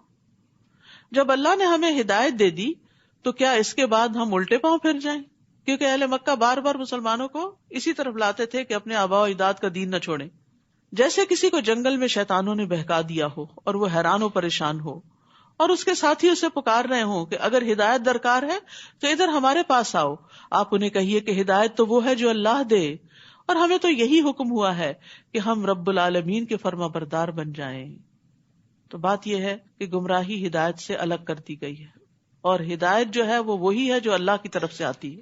بندوں کی باتیں اور فلسفے ہدایت کا باعث نہیں ہوتے. اور نماز قائم کیجئے اور اس سے ڈرتے رہیے، تقوی اختیار کیجئے، اور وہی تو ہے جس کے حضور تم سب جمع کیے جاؤ گے. وہی تو ہے جس نے آسمانوں اور زمین کو حق کے ساتھ پیدا کیا ہے، اور جس دن وہ قیامت کو کہے گا کہ ہو جا تو وہ قائم ہو جائے گی. اس کی بات سچی ہے، اور جس دن سور میں پھونکا جائے گا اس دن اسی کی حکومت ہوگی. وہ چھپی اور ظاہر سب باتوں کا جاننے والا ہے، اور وہ بڑا دانا اور ہر چیز کی خبر رکھنے والا ہے. وَإِذْ قَالَ إِبْرَاهِيمُ لِأَبِيهِ آزَرَ أَتَتَّخِذُ أَصْنَامًا آلِهَةً. ابراہیم علیہ السلام کا ذکر آ رہا ہے. تقریباً 20 جگہوں پر ابراہیم علیہ السلام کا ذکر آتا ہے، اور ہر صورت میں اس کے مزاج کے مطابق. یہ صورت چونکہ کائنات کی نشانیوں کی طرف غور و فکر کرنے کی دعوت دیتی ہے، تو اسی مناسبت سے یہاں ابراہیم علیہ السلام کا حال بیان کیا گیا ہے. اور وہ واقعہ یاد کرو جب ابراہیم علیہ السلام نے اپنے باپ آزر سے کہا تھا، کیا تم نے بتوں کو الہ بنا لیا؟ میں تو تجھے اور تیری قوم کو کھلی گمراہی میں دیکھتا ہوں. وَكَذَلِكَ نُرِي إِبْرَاهِيمَ مَلَكُوتَ السَّمَاوَاتِ وَالْأَرْضِ. اسی طرح ہم ابراہیم کو آسمانوں اور زمین کا نظام سلطنت دکھا رہے تھے تاکہ وہ یقین کرنے والوں میں سے ہو جائے. ابراہیم علیہ السلام جو تھے وہ اللہ کے دوست تھے. ان کی بڑی خوبیاں تھیں. سب سے بڑی خوبی ان کی تھی کہ شرک سے بیزار تھے اور یکسو مسلمان تھے. کسی فرقہ واریت سے ان کا تعلق نہ تھا. ما کان ابراہیم یہودیاں ولا نصرانیاں. اللہ کے دوست تھے. ان کی زندگی میں بہترین نمونہ ہے. لہٰذا جب بھی ابراہیم علیہ السلام کا ذکر آئے اور ان کے زندگی کا طرز عمل سامنے آئے تو اس میں خوب غور و فکر کرنا چاہیے کہ وہ کیا خوبیاں تھیں کہ جن کی بنا پر وہ اللہ کے پسندیدہ ترین بن گئے، دوست بن گئے. پھر جب اس پر رات طاری ہوئی ابراہیم علیہ السلام پر، تو انہوں نے ایک ستارہ دیکھا، کہنے لگے یہ ہے میرا رب. پھر جب وہ ڈوب گیا تو ابراہیم کہنے لگے میں ڈوب جانے والوں کو پسند نہیں کرتا. پھر جب چاند کو چمکتا ہوا دیکھا تو بولے کیا یہ ہے میرا رب. جب وہ بھی ڈوب گیا تو کہنے لگے اگر میرے رب نے میری رہنمائی نہ کی تو میں گمراہ لوگوں میں سے ہو جاؤں گا. پھر جب سورج کو جگمگاتا ہوا دیکھا تو بولے یہ ہے میرا رب، یہ تو سب سے بڑا ہے. پھر جب وہ بھی ڈوب گیا تو کہنے لگے اے میری قوم، جن سیاروں کو تم اللہ کا شریک بناتے ہو میں ان سے بیزار ہوں. انی وجہت وجہی للذی فطر السماوات والارض حنیفا وما انا من المشرکین. میں نے تو یکسو ہو کر اپنا چہرہ اس ذات کی طرف کر لیا جس نے آسمانوں اور زمین کو پیدا کیا، اور میں شرک کرنے والوں میں سے نہیں ہوں. اور ابراہیم کی قوم ان سے جھگڑا کرنے لگی تو انہوں نے کہا کیا تم اللہ کے بارے میں مجھ سے جھگڑا کرتے ہو حالانکہ وہ مجھے ہدایت دے چکا ہے. میں ان سے نہیں ڈرتا جنہیں تم اللہ کا شریک بناتے ہو. ہاں اگر میرا رب چاہے تو اور بات ہو سکتی. میرے رب کے علم نے ہر چیز کا احاطہ کیا ہوا ہے. کیا تم کچھ بھی خیال نہیں کرتے کہ جن ہستیوں کو تم پکارتے، جن کو تم بت بنائے ہوئے، وہ الہ بنائے ہوئے، ان کے پاس کیا علم ہے؟ وہ کیا جانتی ہیں؟ ان کے پاس کیا طاقت اور کیا قدرت ہے؟ وہ تمہیں کیا دے رہی ہیں؟ اصل میں ابراہیم علیہ السلام کو اہل مکہ بھی مانتے تھے، قریش مانتے تھے، مشرکین مانتے تھے، تو انہیں ان کی مثال دے کے سمجھایا جا رہا ہے وہ تو شرک سے بیزار تھے اور تم ان کی اولاد ہو کر شرک میں کیوں پڑ گئے. اور ابراہیم کی قوم ان سے جھگڑا کرنے لگی تو انہوں نے کہا کیا تم اللہ کے بارے میں مجھ سے جھگڑتے ہو حالانکہ وہ مجھے ہدایت دے چکا.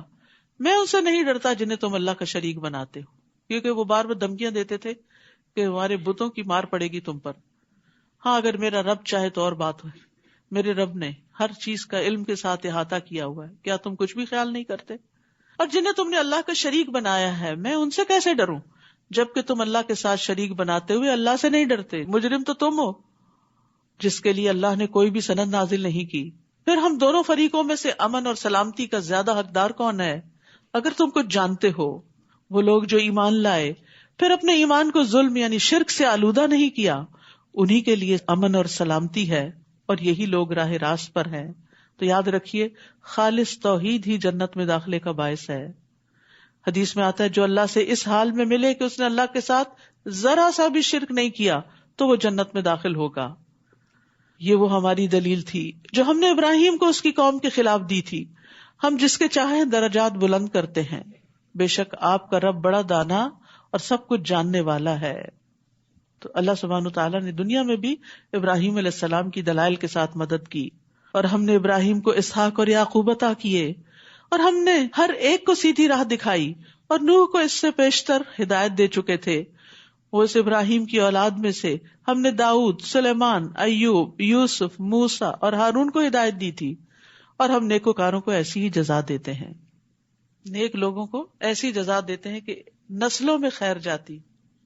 ابراہیم علیہ السلام تو اپنا کام کر کے چلے گئے، یعنی اس کے بعد ہر جنریشن میں ان کی اولاد میں سے پیغمبر آتے رہے. کتنا بڑا صدقہ جاریہ.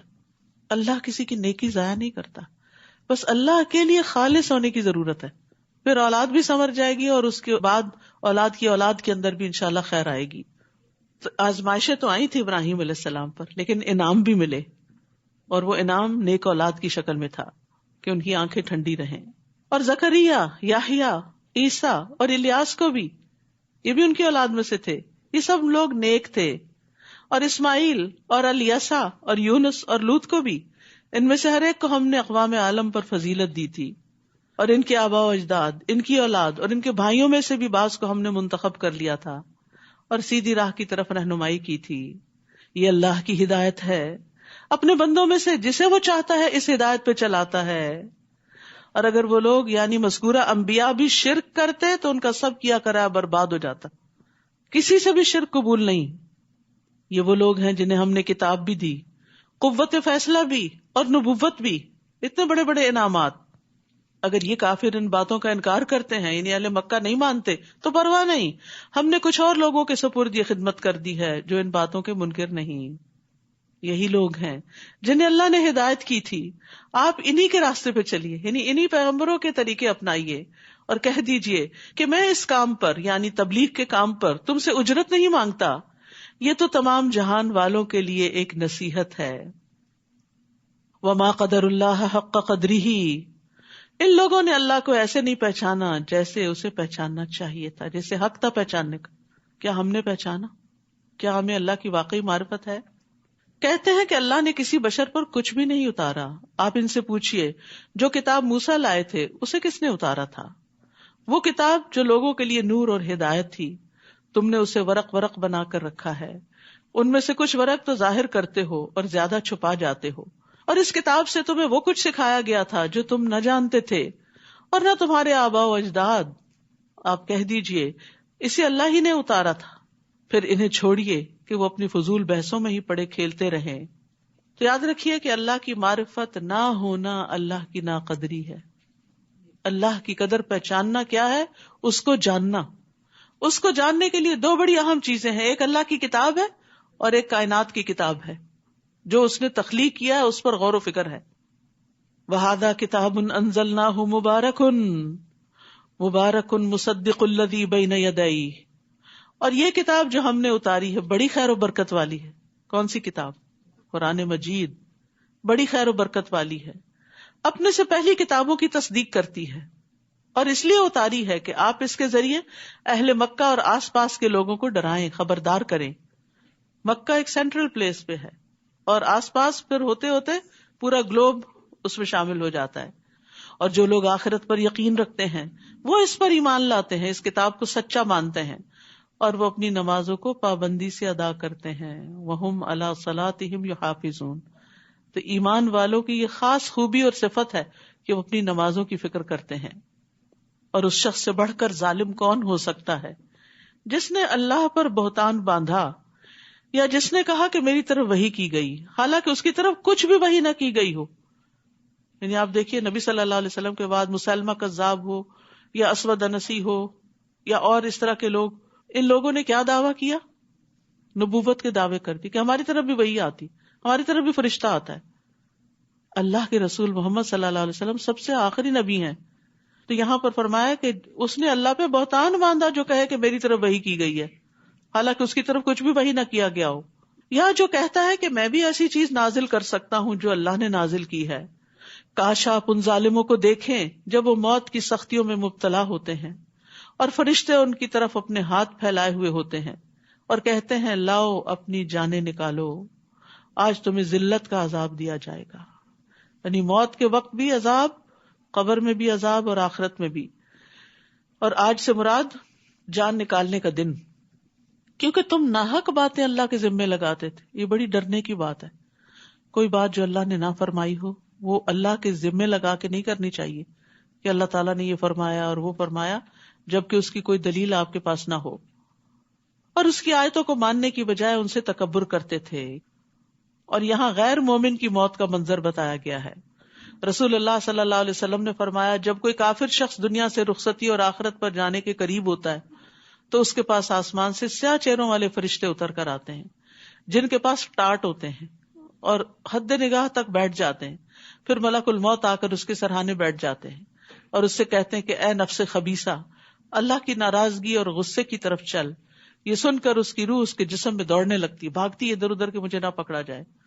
اور ملک الموت اسے جسم سے اس طرح کھینچتے ہیں جیسے گیلی اون سے سلاخ کھینچی جاتی اور اسے پکڑ لیتے ہیں. فرشتے ایک پلک جھپکنے کی مقدار بھی اسے ان کے ہاتھ میں نہیں چھوڑتے اور ٹاٹ میں لپیٹ کر اوپر لے جاتے ہیں. وَلَقَدْ جِئْتُمُونَا فُرَادَىٰ كَمَا خَلَقْنَاكُمْ أَوَّلَ مَرَّةٍ وَتَرَكْتُم مَّا خَوَّلْنَاكُمْ وَرَاءَ ظُهُورِكُمْ وَمَا نَرَىٰ مَعَكُمْ شُفَعَاءَكُمُ الَّذِينَ زَعَمْتُمْ أَنَّهُمْ فِيكُمْ شُرَكَاءُ. اور اللہ تعالیٰ فرمائے گا تم ہمارے پاس اکیلے اکیلے ہی آ گئے. ہر شخص موت کے بعد اکیلا جاتا ہے، قبر میں اکیلا ہی ہوتا ہے. جیسا کہ ہم نے تمہیں پہلی بار پیدا کیا تھا اور جو نعمتیں ہم نے تمہیں عطا کی تھی سب اپنے پیچھے چھوڑ آئے ہو. مال و دولت، اولاد، گھر بار، رزق روزی کے سامان، جیولری، کپڑے، ہر چیز پیچھے ہی رہ گئی. ہم تمہارے ساتھ تمہارے وہ سفارشی بھی نہیں دیکھ رہے جن کے متعلق تمہارا خیال تھا کہ تمہارے معاملات میں وہ اللہ کے شریک ہیں، یعنی ان کا بھی کچھ بس چلتا ہے. اب تمہارے درمیان رابطہ کٹ چکا ہے، وہاں نہ کوئی فون کال ہوگی اور نہ ہی کوئی اور بندہ میسنجر ہوگا. جاؤ ان لوگوں کے پاس جن کے اوپر مجھے بڑا سہارا تھا کہ وہ یہاں آ کے بھی مجھے چھڑائیں. کیونکہ دنیا میں کچھ لوگوں کا طریقہ کہ کوئی مشکل آئی گئے پیر صاحب کے پاس، بزرگ کے پاس، اور کہا آپ ہمیں اس مشکل سے نکالیں. مرنے کے بعد کوئی نہیں نکالے گا، اور دنیا میں بھی صرف اللہ ہی نکالتا ہے. اور تمہیں وہ باتیں ہی بھول گئی جو تم گمان کیا کرتے تھے. تو یہ ایک بڑی تلخ حقیقت ہے کہ ہر انسان کو اکیلے اللہ کے حضور حاضر ہونا ہے. نہ ساتھ گھر والے ہیں، نہ مال ہے، نہ اولاد ہے، نہ دوست ہیں، نہ رشتہ دار ہیں. نبی صلی اللہ علیہ وسلم نے فرمایا ہر فرد سے اللہ قیامت کے دن اس طرح کلام کرے گا کہ اللہ اور بندے کے درمیان کوئی ترجمان نہیں ہوگا. پھر وہ دیکھے تو اس کو اپنے آگے کوئی چیز نظر نہیں آئے گی، پھر وہ اپنے سامنے دیکھے گا تو اس کے سامنے آگ ہوگی. بس تم میں سے جو شخص بھی آگ سے بچنے کی استطاعت رکھتا ہے وہ آگ سے بچے، خواہ کھجور کے ایک ٹکڑے کے ذریعے کیوں نہ ممکن ہو. وہ بھی صدقہ کر کے بچ سکتے ہو اگر اللہ کے لیے کرتا ہے انسان تو. بے شک اللہ ہی دانے اور گٹلی کو پھاڑنے والا ہے، وہ مردہ سے زندہ کو اور زندہ سے مردہ کو نکالنے والا ہے. یہ کام تو اللہ کرتا ہے، پھر تم کہاں سے بہکائے جاتے ہو. وہ صبح کی روشنی کو نکالنے والا ہے. ہر روز صبح ہوتی ہے، آپ دیکھتے ہیں ونڈو کے باہر نیا دن نکل آتا ہے. یہ تبدیلی اللہ نے پیدا کی، کسی انسان کی پیدا کی ہوئی نہیں ہے. اسی نے رات کو باعث آرام بنایا اور سورج اور چاند کو مقررہ حساب کے مطابق چلایا. اور یہ سب کچھ اس زبردست قوت والے اور سب کچھ جاننے والے کے اندازے کے مطابق ہے. وہی تو ہے جس نے تمہارے لیے ستارے پیدا کیے تاکہ تم ان سے بحر و بر کی تاریکیوں میں راستہ معلوم کر سکو. ہم نے یہ نشانیاں کھول کھول کر بیان کر دی ہیں ان لوگوں کے لیے جو ان کا علم رکھتے ہیں. تو یاد رکھیے کہ ستارے انسانوں کی رہنمائی کے لیے بنائے گئے ہیں. ستاروں کی پوزیشن سے کاشتکاری اور دوسرے کام کیے جاتے تھے کہ کس موسم میں کون سے بیج بونے ہیں، کون سی فصل اگانی ہے. پہلے زمانے میں سائنس نے اتنی ترقی تو نہیں کی ہوئی تھی اور لوگوں کے تجربات اور مشاہدات بھی اتنے نہیں تھے. اسی طرح سمندر میں بھی رہنمائی ستاروں کے ذریعے. تقریباً 4000 سال پہلے تجارت کی غرض سے لیبنن کی ایک تہذیب تھی فینیشینز کی، انہوں نے سمندری سمت شناسی نیویگیشن کا یہ طریقہ ایجاد کیا ستاروں کی مدد سے. اور عربوں نے بھی، اور آج کل تو بہت اس معاملے میں ایڈوانسمنٹ ہو چکی ہے. تو یہ ڈے ون سے جو اللہ نے ستارے پیدا کیے، ان کا مقصد یہ نہیں تھا کہ ان کی پوجا کی جائے جیسے ابراہیم علیہ السلام کی قوم کرتی تھی، ستارہ پرستی. کہا یہ تو تمہاری رہنمائی کے لیے آئے ہیں، ان کی جو گردش ہے، ان کی چال جو ہے، اس سے تمہیں موسموں کے حالات اور دیگر کاموں میں پتہ چلتا ہے. ہم نے یہ نشانیاں کھول کھول کر بیان کر دی ہیں ان لوگوں کے لیے جو ان کا علم رکھتے ہیں. اور وہی تو ہے جس نے تمہیں ایک جان سے پیدا کیا، پھر اس کے لیے ایک جائے قرار ہے اور ایک سونپے جانے کی جگہ. یہ نشانیاں ہم نے ان لوگوں کے لیے کھول کر بیان کی ہیں جو سوجھ بوجھ رکھتے ہیں. اور وہی تو ہے جس نے آسمان سے پانی برسایا، پھر اس سے ہم نے ہر طرح کی نباتات اگائی اور ہرے بھرے کھیت پیدا کیے جن سے ہم تہ بتہ دانوں والے خوشے نکالتے ہیں. اور کھجوروں کے شگوفوں سے گچھے پیدا کرتے ہیں جو بوجھ کی وجہ سے جھکے ہوئے ہوتے ہیں، کس طرح وہ نیچے بینڈ ہو جاتے ہیں. نیز انگور، زیتون اور انار کے باغ پیدا کیے جن کے پھل ملتے جلتے بھی ہوتے ہیں اور الگ الگ بھی، یعنی شکل ایک، ذائقہ فرق یا شکل میں بھی فرق. ان کے پھل لانے اور پھلوں کے پکنے پر ذرا غور تو کرو. ان باتوں میں لوگوں کے لیے بہت سی نشانیاں جو ایمان لاتے ہیں. تو مومن کو عبرت کی نگاہ والا ہونا چاہیے، صرف لالچ نہیں کہ بس چیز کھانے کی سامنے آگے کھا لو. یہ بھی غور کرو کہ یہ کہاں سے آئی، کس نے اگائی، کس نے پیدا کی، اور کیا کیا اس کے فائدے ہیں. ان لوگوں نے جنوں کو اللہ کا شریک بنا دیا حالانکہ اللہ ہی نے انہیں پیدا کیا ہے، پھر بغیر علم کے اللہ کے لیے بیٹے اور بیٹیاں گھر ڈالے. جو کچھ یہ لوگ بیان کرتے ہیں اللہ اس سے پاک اور بہت بلند ہے. وہ آسمانوں اور زمین کو ایجاد کرنے والا ہے. اس کی اولاد کیسے ہو سکتی ہے جبکہ اس کی بیوی ہی نہیں؟ اس نے تو ہر چیز کو پیدا کیا، وہ ہر چیز کو جاننے والا ہے. یہ ہے اللہ رب تمہارا، اس کے سوا کوئی الہ نہیں. وہ ہر چیز کا خالق ہے. خالق کل شیء فاعبدوہ، لہذا اسی کی عبادت کرو. وہو علی کل شیء وکیل، اور وہ ہر چیز پر نگران ہے. لا تدرکہ الابصار وہو یدرک الابصار وہو اللطیف الخبیر. نگاہیں اسے نہیں پا سکتی جبکہ وہ نگاہوں کو پا لیتا ہے، اور وہ بڑا باریک بین ہے اور ہر چیز کی خبر رکھنے والا ہے. تمہارے رب کی طرف سے بصیرت افروز دلائل آ چکے ہیں، اب جو شخص بصارت سے کام لے گا تو اس کا اپنا ہی بھلا ہے، اور جو اندھا بنا رہے گا اس کا نقصان بھی وہی اٹھائے گا، اور میں تم پر محافظ نہیں ہوں۔ اور اسی طرح ہم اپنی آیات کو مختلف پیراؤں میں بیان کرتے ہیں، اور اس لیے کرتے ہیں تاکہ منکرین حق یہ نہ کہنے لگے کہ تم نے کسی سے پڑھ لیا ہے، اور اس لیے بھی کہ جو اہل علم ہیں ان پر آیات کو واضح کر دیں۔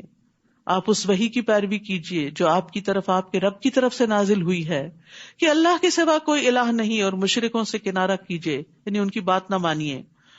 اور اگر اللہ چاہتا تو یہ لوگ شرک نہ کرتے، اور ہم نے آپ کو ان پر محافظ نہیں بنایا، نہ ہی آپ ان کے ذمہ دار ہیں۔ اے مسلمانوں، یہ لوگ اللہ کے سوا جن کو پکارتے ہیں انہیں گالی نہ دو، یعنی مشرکین کے بتوں کو برا بھلا نہ کہو، ورنہ یہ لوگ جہالت کی وجہ سے چڑھ کر اللہ کو گالی دیں گے اور سبب تم بن جاؤ گے۔ اسی طرح ہم نے ہر گروہ کے عمل کو خوشنما بنا دیا، پھر انہیں اپنے رب کی طرف لوٹ کر جانا ہے، تو جو کچھ یہ کرتے رہے اس کی انہیں وہ خبر دے گا۔ اور یہ لوگ اللہ کی پکی قسمیں کھاتے ہیں کہ اگر ان کے پاس معجزہ آ جائے تو وہ اس پر ضرور ایمان لے آئیں گے۔ آپ انہیں کہیے کہ معجزے تو اللہ کے پاس ہیں، اور تمہیں کیسے سمجھایا جائے کہ اگر کوئی معجزہ آ بھی جائے تب بھی یہ ایمان نہیں لائیں گے، یہ ماننے والے نہیں، یہ تو صرف بہانہ ہے، ٹالنے کی بات ہے۔ وَنُقَلِّبُ أَفْئِدَتَهُمْ وَأَبْصَارَهُمْ كَمَا لَمْ يُؤْمِنُوا بِهِ أَوَّلَ مَرَّةٍ وَنَذَرُهُمْ فِي طُغْيَانِهِمْ يَعْمَهُونَ، اور ہم ان کے دلوں کو اور ان کی آنکھوں کو ایسے ہی پھیر دیں گے جیسے وہ پہلی بار بھی اس قرآن پر ایمان نہیں لائے، اور انہیں ان کی سرکشی میں ہی بھٹکتے چھوڑ دیں گے۔ اللہ تعالی ہمیں اس سے محفوظ رکھے۔ وآخر دعوانا ان الحمد للہ رب العالمین۔ سبحانک اللہم وبحمدک، اشہد ان لا الہ الا انت، استغفرک واتوب الیک۔ السلام علیکم ورحمۃ اللہ وبرکاتہ۔